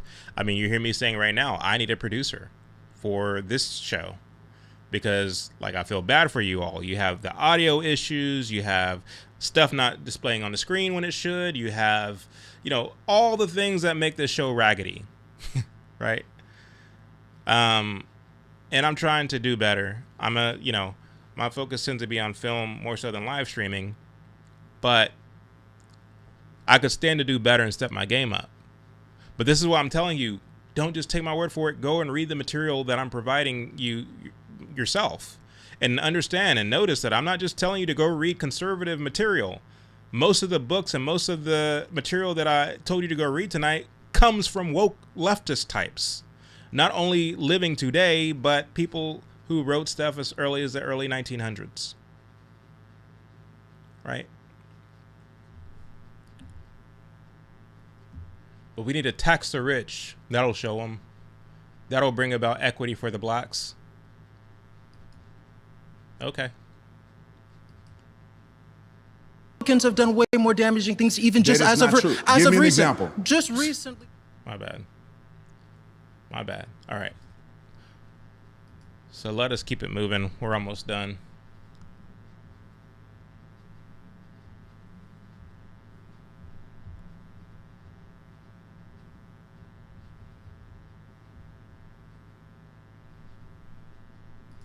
Taxing the rich is a foolish statement by you. What do you mean by taxing the rich? We in California have already seen. That's why people are leaving California. Oh, wait. That's why business owners are leaving here. Companies are leaving. They're fleeing. In California, even in the basic past, when we taxed the rich, we were able to fund the University They of California leave. systems. And what did Ronald Reagan do? Ronald Reagan said, let's slash that because black people need to suffer, communities need to go down. And what do we know? Now we have budget. No, now we have budget deficits affecting our systems. We have laws from the 1970s still Let's on the talk books about taxing the rich. Oh, wait. That is a lie. We can talk about Democrats taxes too. Let's go. Are still selling black folks to this day.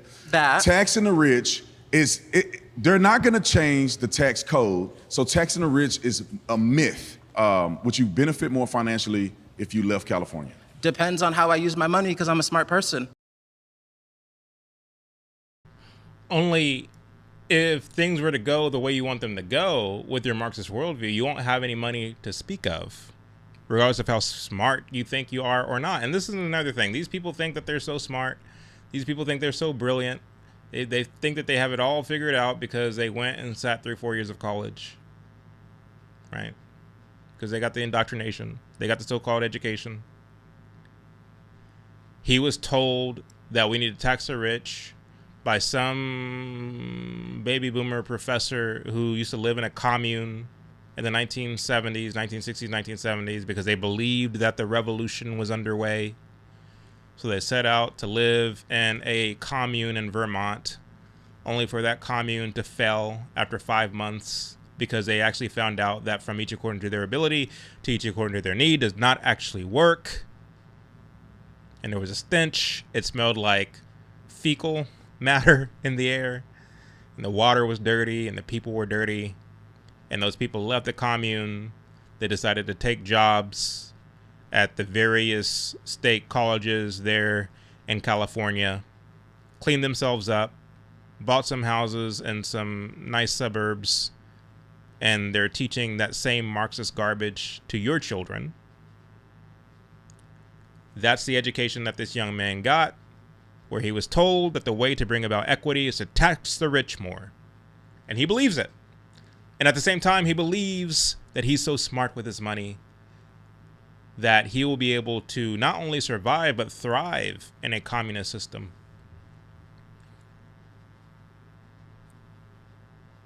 That's how this goes. It's how it's been going. And it's foolish.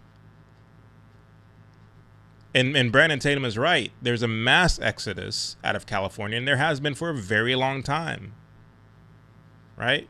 I own a plumbing company. Many of our customers in recent years have been from California. And unfortunately, many of them are bringing their political worldview with them. Instead of understanding that in escaping California, they were also escaping the policies that were made manifest by their voting habits, which caused them to leave the state to begin with. They're coming to Texas. They're going to Tennessee. They're going to Florida. Right? And this is another thing about taxing the rich. As if people who are actually smart enough to accumulate millions of dollars worth of wealth for themselves are not also smart enough to move and leave the state should a state become super Marxist and decide to impose a heavy tax on its productive class, do you not think that those folks would up and leave and go to some other state that's more business friendly? Do you not think that that's what would actually happen? That is proven to be happening in California. But of course, this young man, he's smart. He's going to figure it out. In a system, in a state like California, where businesses are leaving right and left and left and right, and then of course you have inflation, which is causing goods to cost more than they did a few years ago. But he has it all figured out of how he can stay in California with no industry after a certain while, with no ability to be productive and make good money where you can afford to live there. He's smart enough to where he can figure it out and how to survive a Marxification of California. Go off, bro. If you really think you can do it, go off. All right, I'm going to play one last clip. I have several more, but we're not going to be able to get to them all tonight. Let's go into policing. Let's look at this one.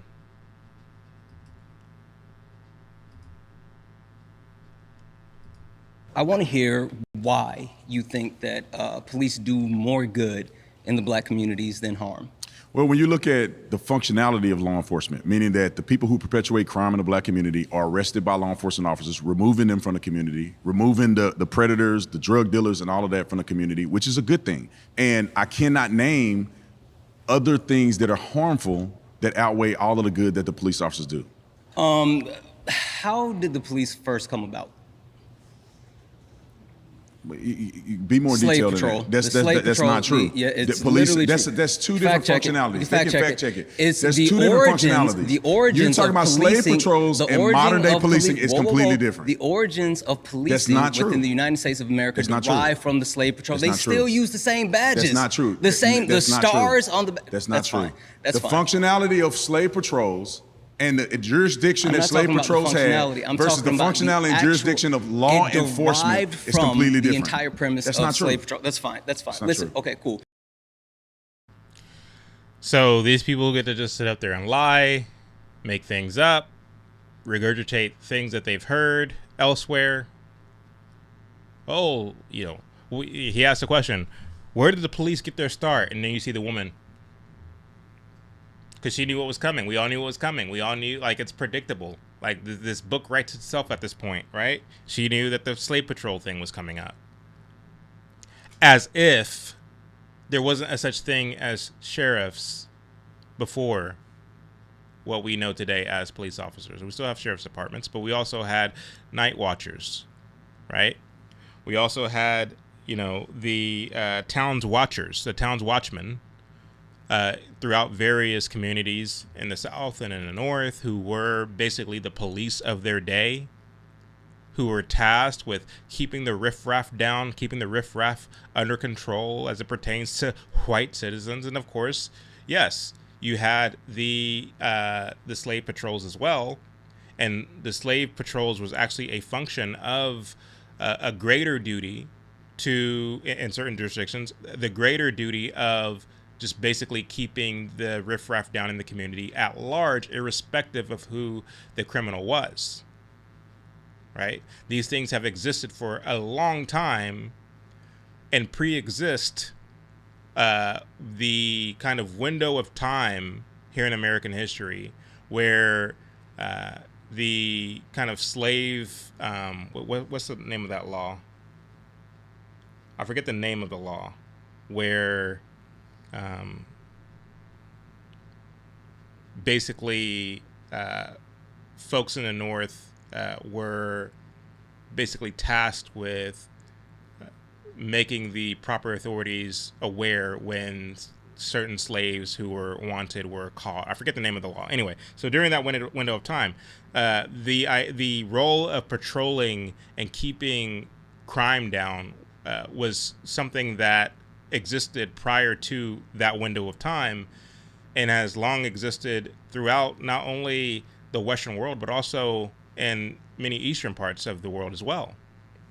So this notion and this idea that modern police got its start with slave patrols is once again a very leftist, very Marxist kind of trope that they often use, not because it's true, but because once again it coincides and aligns with Vladimir Lenin's vision of slandering anything that stands in the way of the revolution.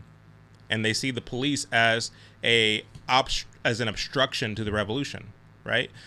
Vladimir Lenin, in his books, he wrote about the gendarmes, the political police, whose role it is to obstruct the revolution. And to the extent that you come face to face with the so-called political police, one of the ways to defeat that obstruction, one of the ways to defeat that obstacle is to slander it as a fascist, as a Nazi, as, yo, you got your start in the slave patrols, as a means of galvanizing public opinion against the police, as a means of galvanizing public opinion against those obstructors of the revolution. And we've seen this happen time and again, right? Over the course of American history. In the early 1900s, whenever communist-led unions would organize and take to the New York streets and were met with police and batons and, clubs and dogs and fire hoses even, in order that they might disperse these unruly crowds that didn't go through the proper channels of pulling their permits. Again, these were mostly white crowds that were dispersed in this way. The idea was to label that disbursement of the crowd as police brutality and to plaster as the headlines in newspapers that, a group trying to seek for workers' rights were met with police brutality. So that's how they spin the narrative. When in reality, they were doing a lot of agitating. They didn't pull the permits. They were perfectly allowed to march if they pulled their permits. We have HD, archival footage of groups that did pull permits, that were radical groups, who were perfectly able to march down the streets. You can see off to the side police just standing there as these people walk by, not posing a threat because they pulled the proper permits.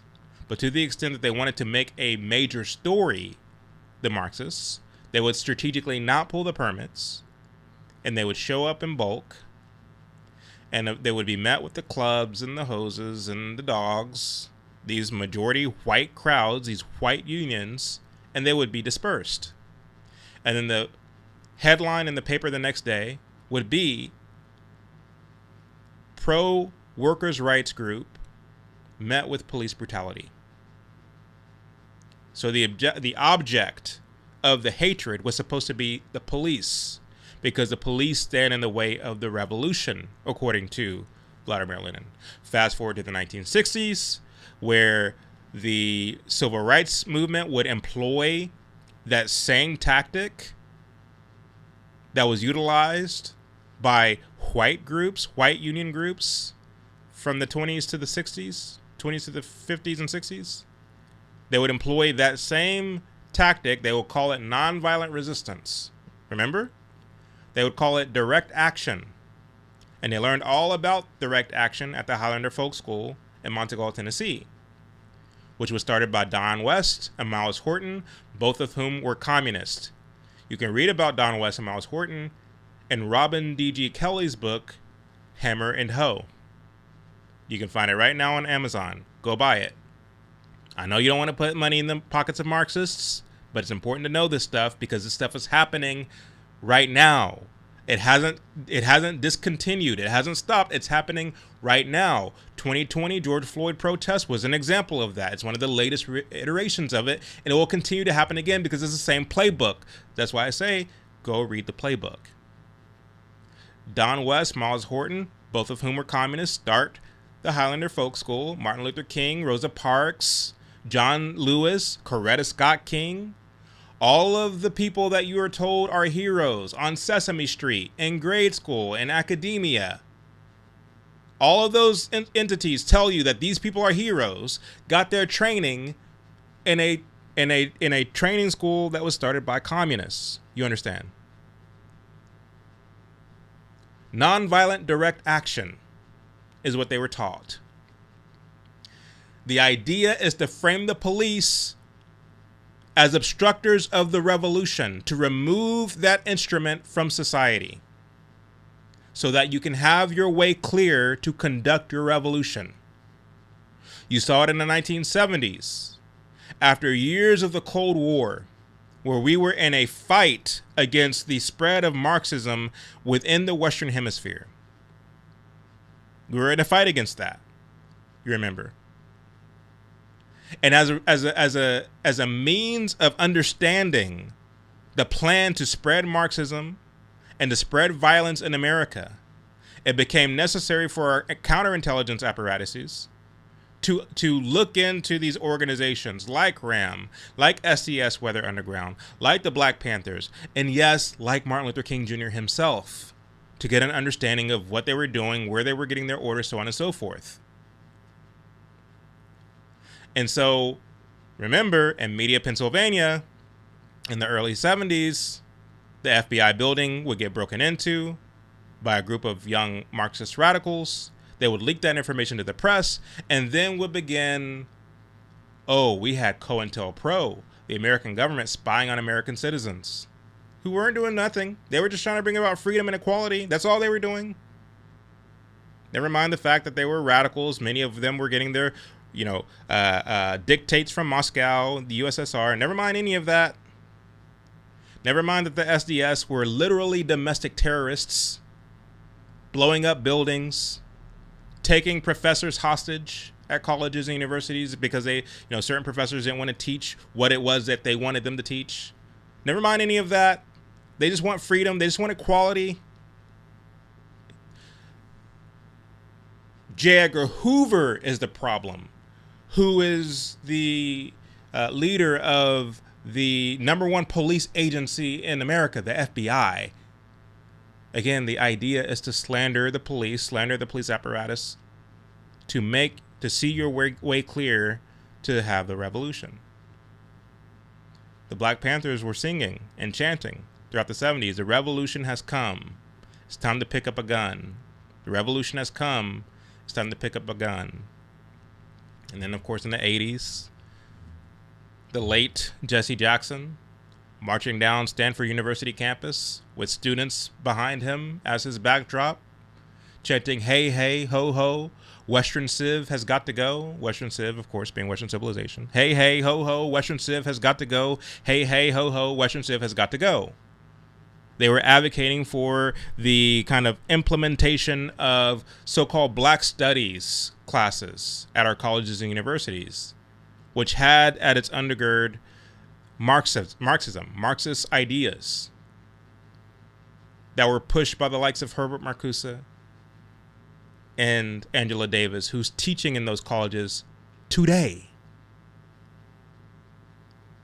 So the objective, I'm not going to keep coming back to this, is to get rid of the police as an obstacle to the revolution. This is why it's necessary to slander them as fascists, to slander them as racists, to slander them as Nazis, to slander them as having their start with the slave patrols, when in fact that's not the truth. That's not the case. That's not the case at all. Can't even talk right now.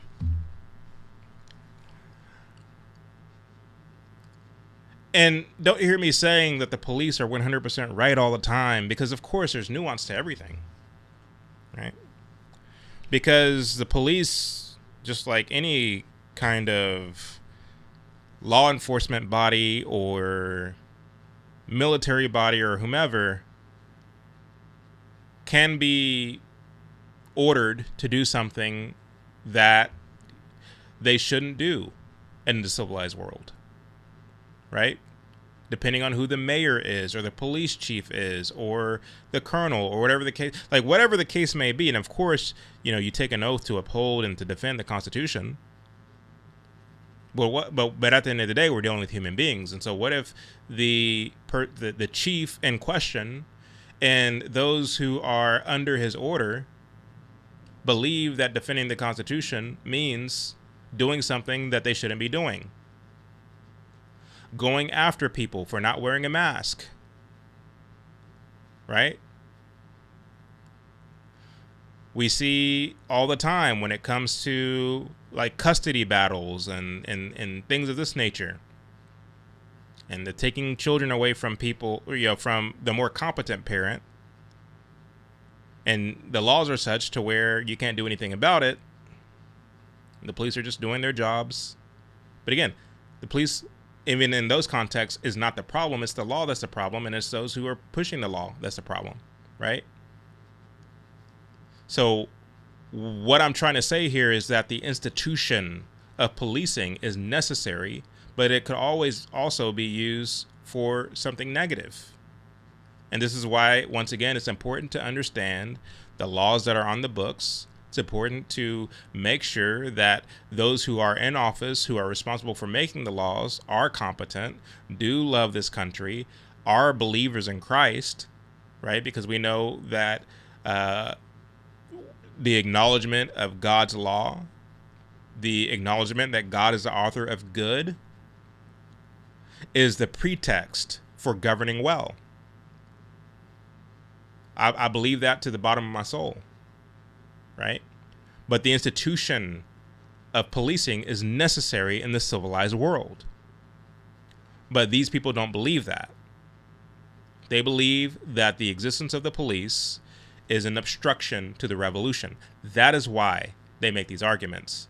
It's Vladimir Lenin 101. You can read his book, Where Do We Go From, or not Where Do We Go From Here? It's What Is to Be Done. Where Do We Go From Here is Martin Luther King's book. But read What Is to Be Done, and you can hear all about Vladimir Lenin's views on the police and how they are an obstruction to the revolution. And to the extent that you read that, you begin to understand why there are modern efforts. Of course, the modern efforts, they're going to call it criminal justice reform. But you see modern efforts to decriminalize crimes, to get rid of prisons, to defund the police, on and on I can go. It all stems from the basic premise that Vladimir Lenin put forth, that the police are an obstruction to the revolution. You understand? Do I have time to get into one more clip? I know I've been going, wow, almost 2.5 hours. I may as well at this point, right? Let's play another one. What do you think Black people were doing post-slavery?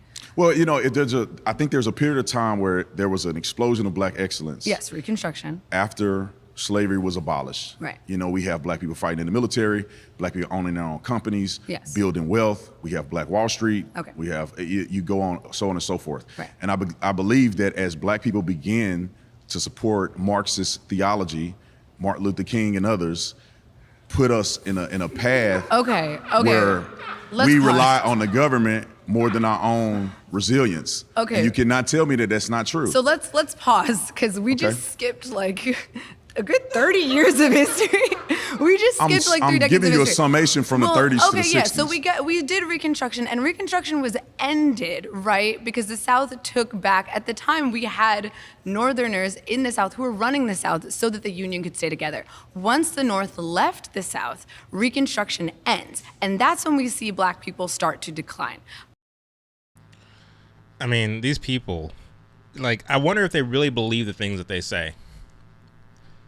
First of all, the notion that any positive that came to the Negro was thanks to, Northern carpetbaggers is a flat out ahistorical lie. That's number one. And this, again, is well documented, even by W.E.B. Du Bois. Like, even he acknowledges the progress that was made in the South, even after the North wasn't there anymore. Even he acknowledges it.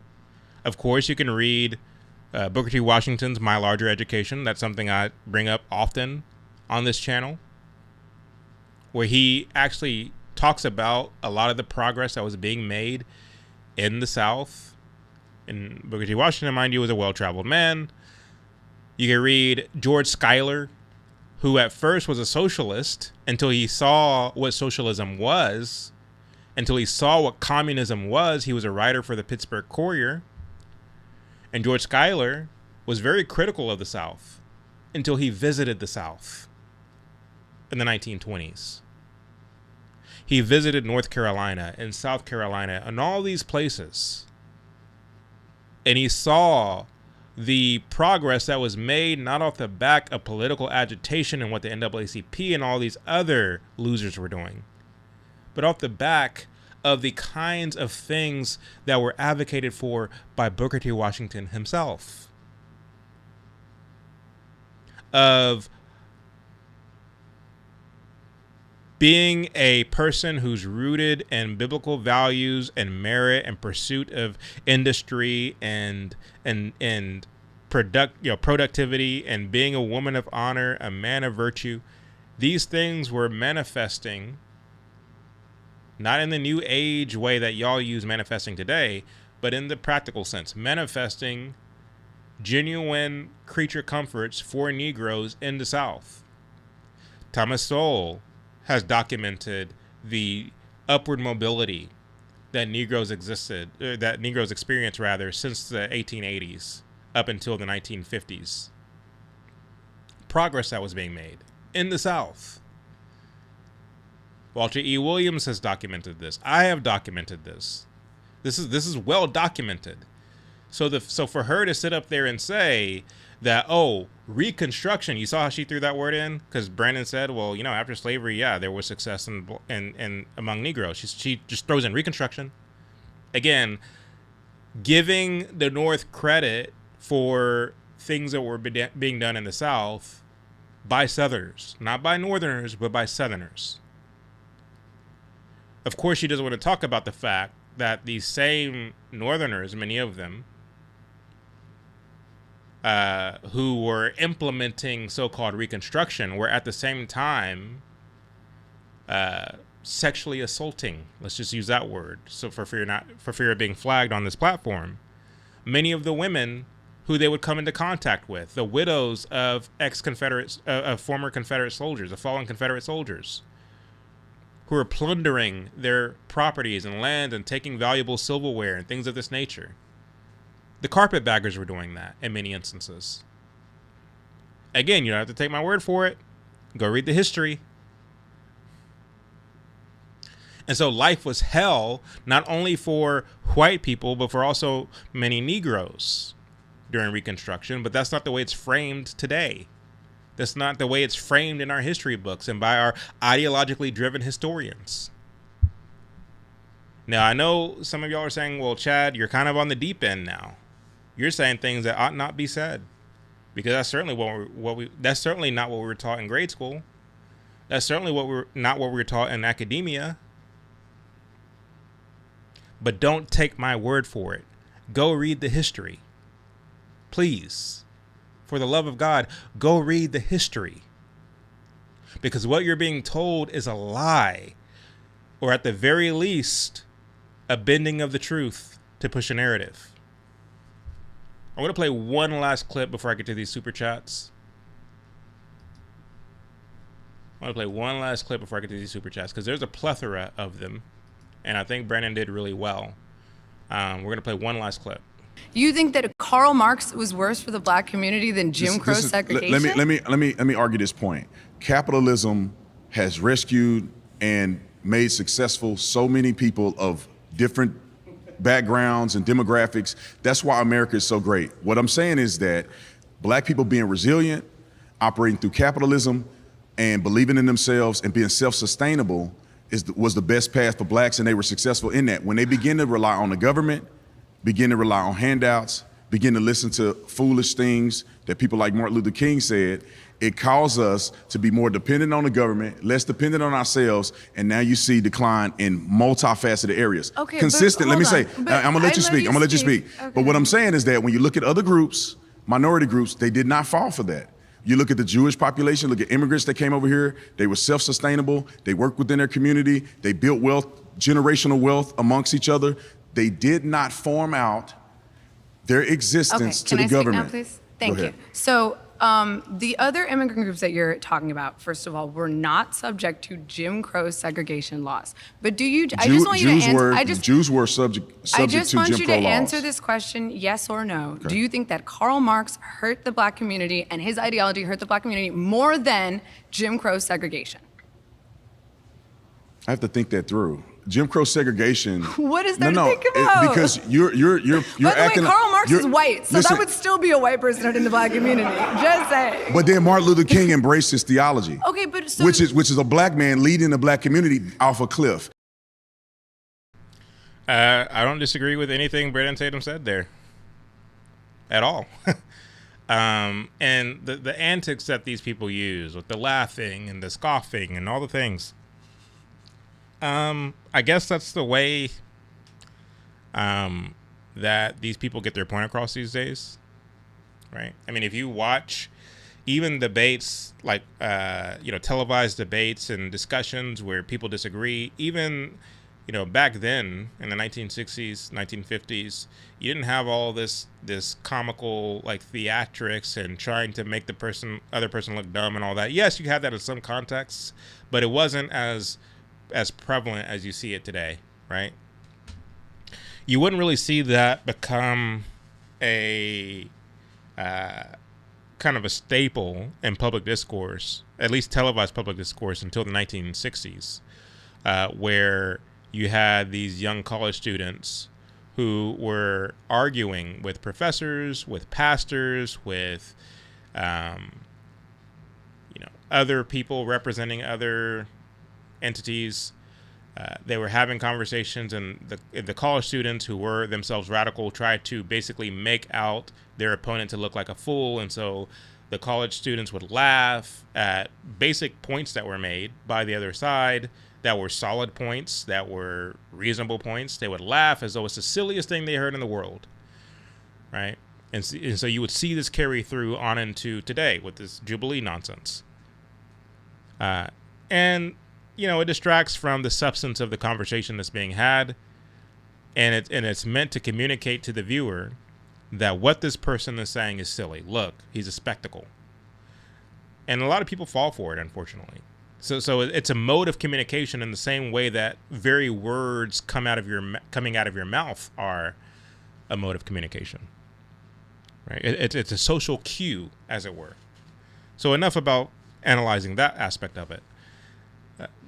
Brandon Tatum was right in pointing out how Marxism was in fact detrimental to many so-called black people. And he was also right in saying that other groups were kept out of certain spaces.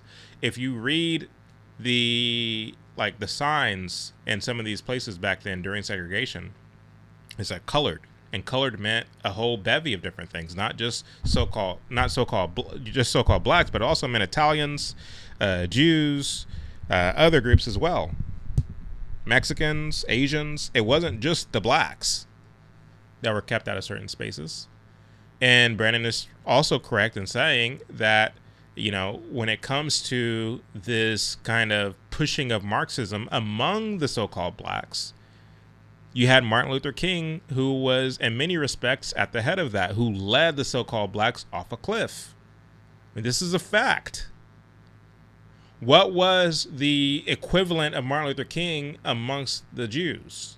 What was the equivalent of Martin Luther King amongst the Mexicans and the Asians and so on and so forth? And you can probably name some names, but they weren't as prominent and as talked about and as celebrated as Martin Luther King.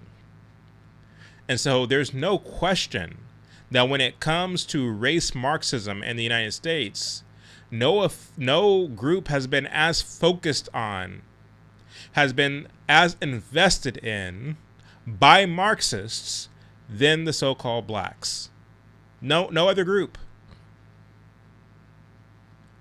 We have laws, we have legislation, we have policies, we have holidays, we have so many different things that are meant to cater to the so-called blacks as a result of the efforts put forth by the Marxists.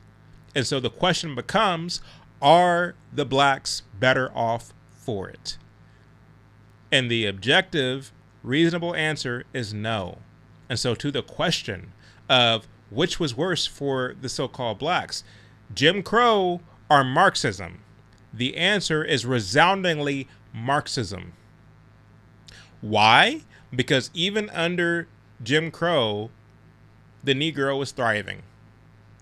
I've interviewed so many elderly colored people who told me that in school, when the schools were segregated, they got the optimal education, and that many of their peers grew up to be professional people, grew up to be dentists, doctors, attorneys,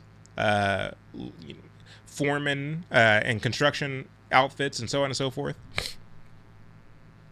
This was the case. You had high expectations. You had things that were expected of you in these segregated schools. Manning Johnson also talks about this in his farewell address that you can actually find on YouTube. He actually talks about it in Color Communism and Common Sense as well. Where even in the segregated context, you had this kind of upward mobility that was taking place. And I've shared in some of my own documentaries and docuseries where Negroes in the 50s were asked how they feel about segregation. And the consensus among many of them was, it doesn't affect me at all. I still have a quality job. I have a family. I do my thing. After work, I go here. I hang out with these people. Like, I'm perfectly fine. My dentist is here. My doctor is here. My milkman is here. What more could I ask for? Now, that's not advocating that, legal segregation is a good thing. Legal segregation is the way it should be. The government should be all up in our business like that. That's not what I'm advocating. But I acknowledge the wisdom in the aftermath of the war between the states. I acknowledge why it was necessary to implement this in order to try to keep the tension down, at least to some degree, with the thinking that over time, these racial barriers, or whatever you want to call them, this legal segregation will be lifted and die of natural causes, which was happening. Again, this is acknowledged by Manning Johnson, who makes it clear that it was not just whites imposing segregation on the Negroes.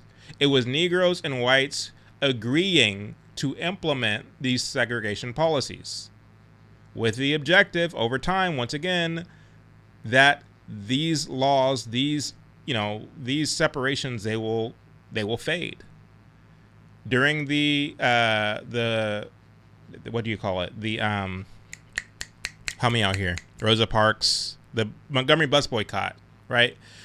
They specifically sought out James Blake's bus because they knew that he was one of the few bus drivers, the few white bus drivers there in Montgomery, Alabama, who would actually implement the rule which dictated what a Negro must do if a white person wishes to take their seat, so on and so forth. Even though those laws were on the books in Montgomery, they weren't very implemented like that. So that's why they sought out James Blake's bus, even though Rosa Parks' family had a car, even though, it wasn't that widely implemented.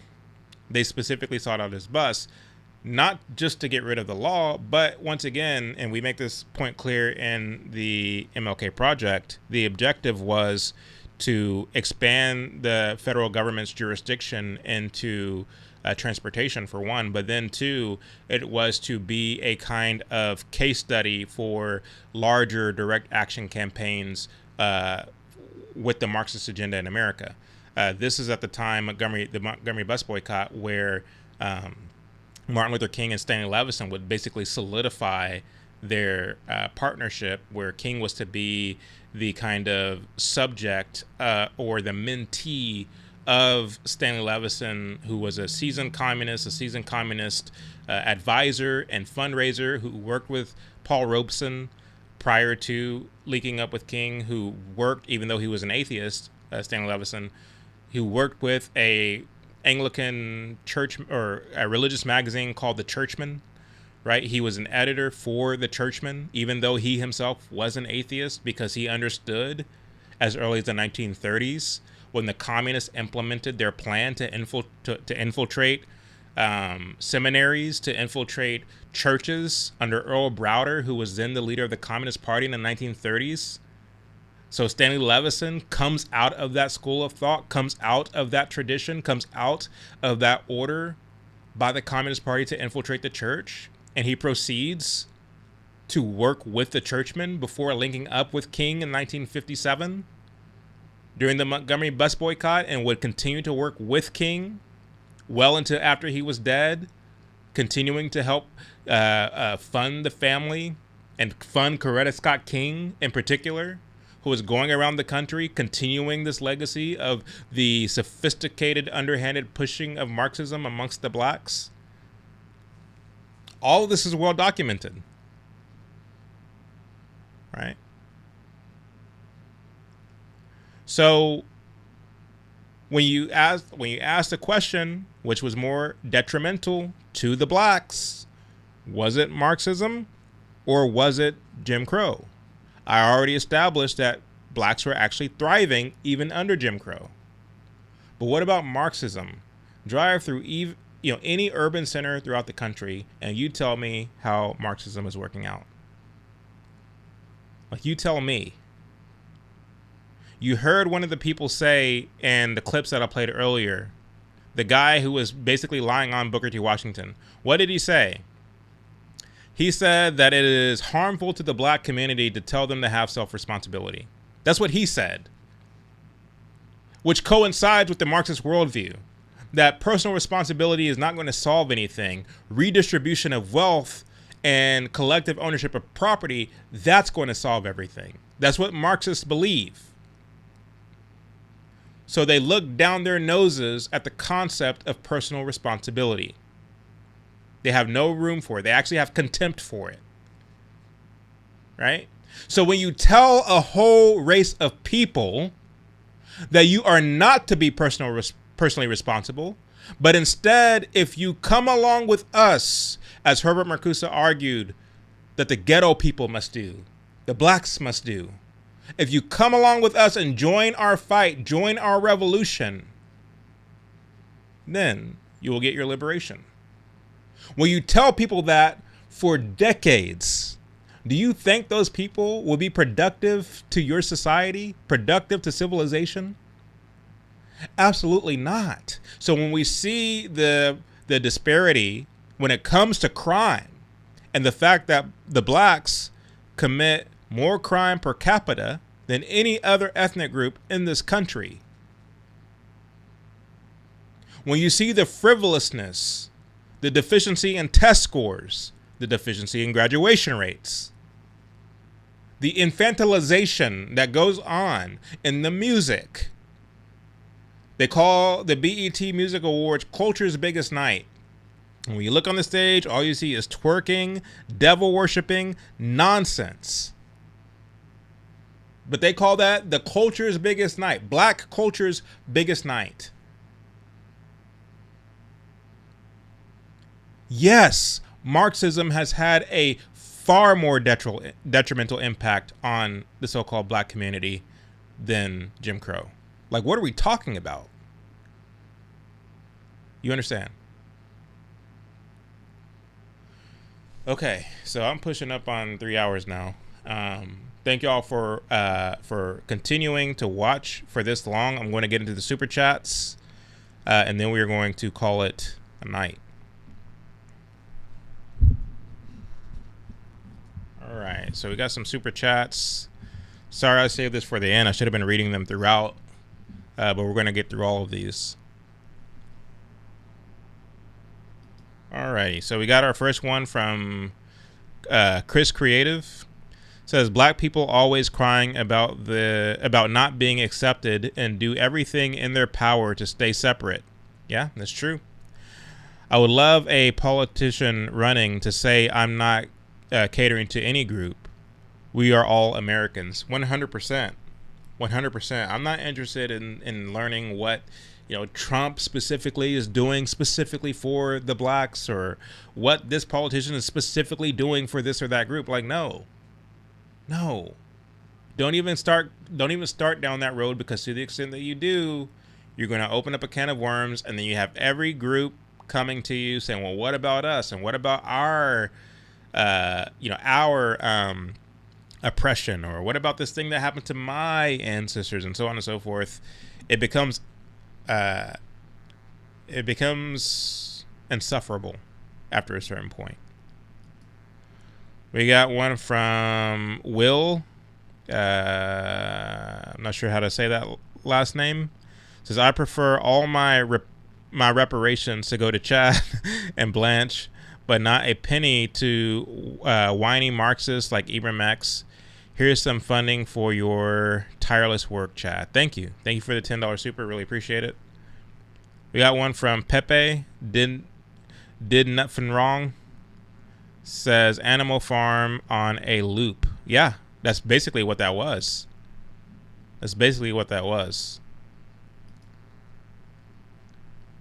We got one from Anthony LeBlanc. Super sticker, thank you. Really appreciate it. We got one from Pepe Didn't Do Nothing Wrong. Chad, you are like Paul Harvey, the rest of the story. Thank you. Appreciate it. We got one from Mauricio, 91. Says that Marx communists, and I guess he meant to say Marxist communists and Democrats have nothing but the same word games and manipulation tactics from the Garden of Eden. Yeah, that's pretty much, yeah. Couldn't have said it better myself. Mauricio, 91 again. I'm starting to think that my allies actually hate me for lying to me literally all of my life. It's like seeing in color for the first time. Yeah. I mean, and that's a very disheartening conclusion to come to, or realization, I should say, to come to, that these people who present themselves to you as allies, who present themselves to you as like, oh, I'm just here to help and I'm on your side and I'm a champion for the fill in the blank, the Negro, the gays, the lesbians, whatever.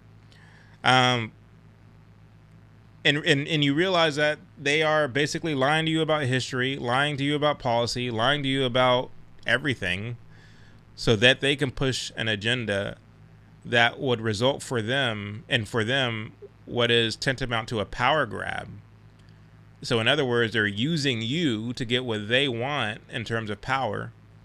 It's very disheartening, but if you're someone like me, you get your revenge by making documentaries exposing them.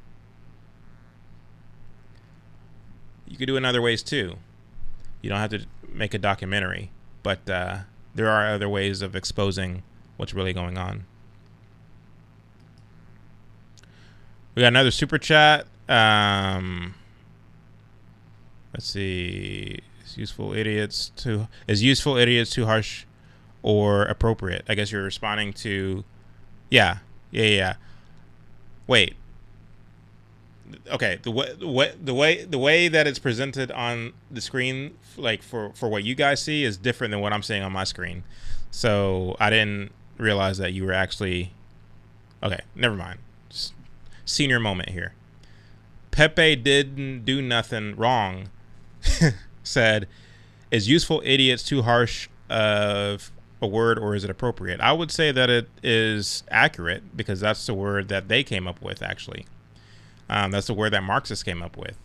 So yeah, it's absolutely useful.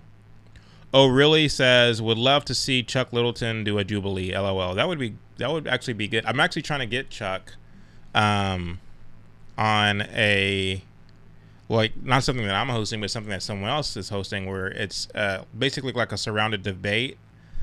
They're trying to get me to do it, but I said that Chuck would be a better fit for it. So hopefully they take me up on that, but we'll see. Melissa says, we all appreciate you. Thank you for your time. Thank you. I really appreciate you. We have Keisha King. Hello, Keisha. How are you? How's the family? How are your girls? How's everybody doing? Hope you're doing well. If you're not following Keisha King, go follow her at Keisha King. Great content. She's been on basically how should I put it? She's been killing it lately. Basically doing these debates with these people over blackness and the black church and all these different things. And she's been killing it. So do go follow Keisha King if you don't already. She says they can't imagine that free market is better than Marxism, even though they thrive in a free market system. Keep going and keep hope alive, Chad. Thank you. Keep hope alive is crazy. What is that, Jesse Jackson? Keep hope alive. All right. Thank you, Keisha. Appreciate it. Alethea left me a super sticker. Thank you. And we got one more from Pepe. Didn't do nothing. Thank you for all the super chats, Pepe. Really appreciate it. Remember what Reagan said, the most horrific words from the government is, I am here from the government and I'm here to help. This is true. Reagan was certainly right about that. Well, listen, folks, thank y'all for being here this evening. Thank y'all for the super chats. Thank y'all for listening to me ramble. Do go back and watch the Jubilee debate that Brandon Tatum did. I think he held his own pretty well. And, you know, I think also it's necessary to go back and read some of the material that I recommended tonight, because it will certainly give you sharper insight into a lot of what's going on. And not only that, a lot of where these people are arguing from. And it's necessary to know where they're arguing from so you can know how to expose it. We got one from Psalms 37 verse 71, says, hey Chad, it seems that what you are saying is so hard for others to comprehend. They refuse to see truth because to them it is not. Because to them, yeah, it's not. Spiritual warfare. Oh, to them it's not spiritual warfare. God bless you. Thank you. Thank you, Psalms 37 verse 41. I appreciate it. And I think you're right. I think that's, I think you hit the nail on the head with that comment. And it's unfortunate, but all you can do really is pray for folks and pray for yourself too, because we don't get it. I don't get everything. I'm not omniscient or all-knowing. I still have a lot of deficiencies and still have a lot to learn. But you know, wisdom begins with fear of the Lord. And a lot of these people don't have any fear of the Lord at all. You heard the guy say earlier that he bragged about how smart he is, right? He said something foolish and then followed it with, he's smart. So we're dealing with hubris and pride. But we all have to humble ourselves before the Lord, or we will be humbled, right? So again, I thank you all for watching tonight. I thank you for entertaining what I had to say. And if you disagree with what I had to say, that's okay. That's fine. It's okay to disagree. I'm not sure entirely what was going on in the comment section, whether you guys kept it amicable or whether you were trying to tear each other apart. But if it was the latter, remember that your battle was not against flesh and blood. So, as difficult as it may be, Jesus Christ, our Lord, looking upon the crowd, had compassion for them because they were like sheep without a shepherd.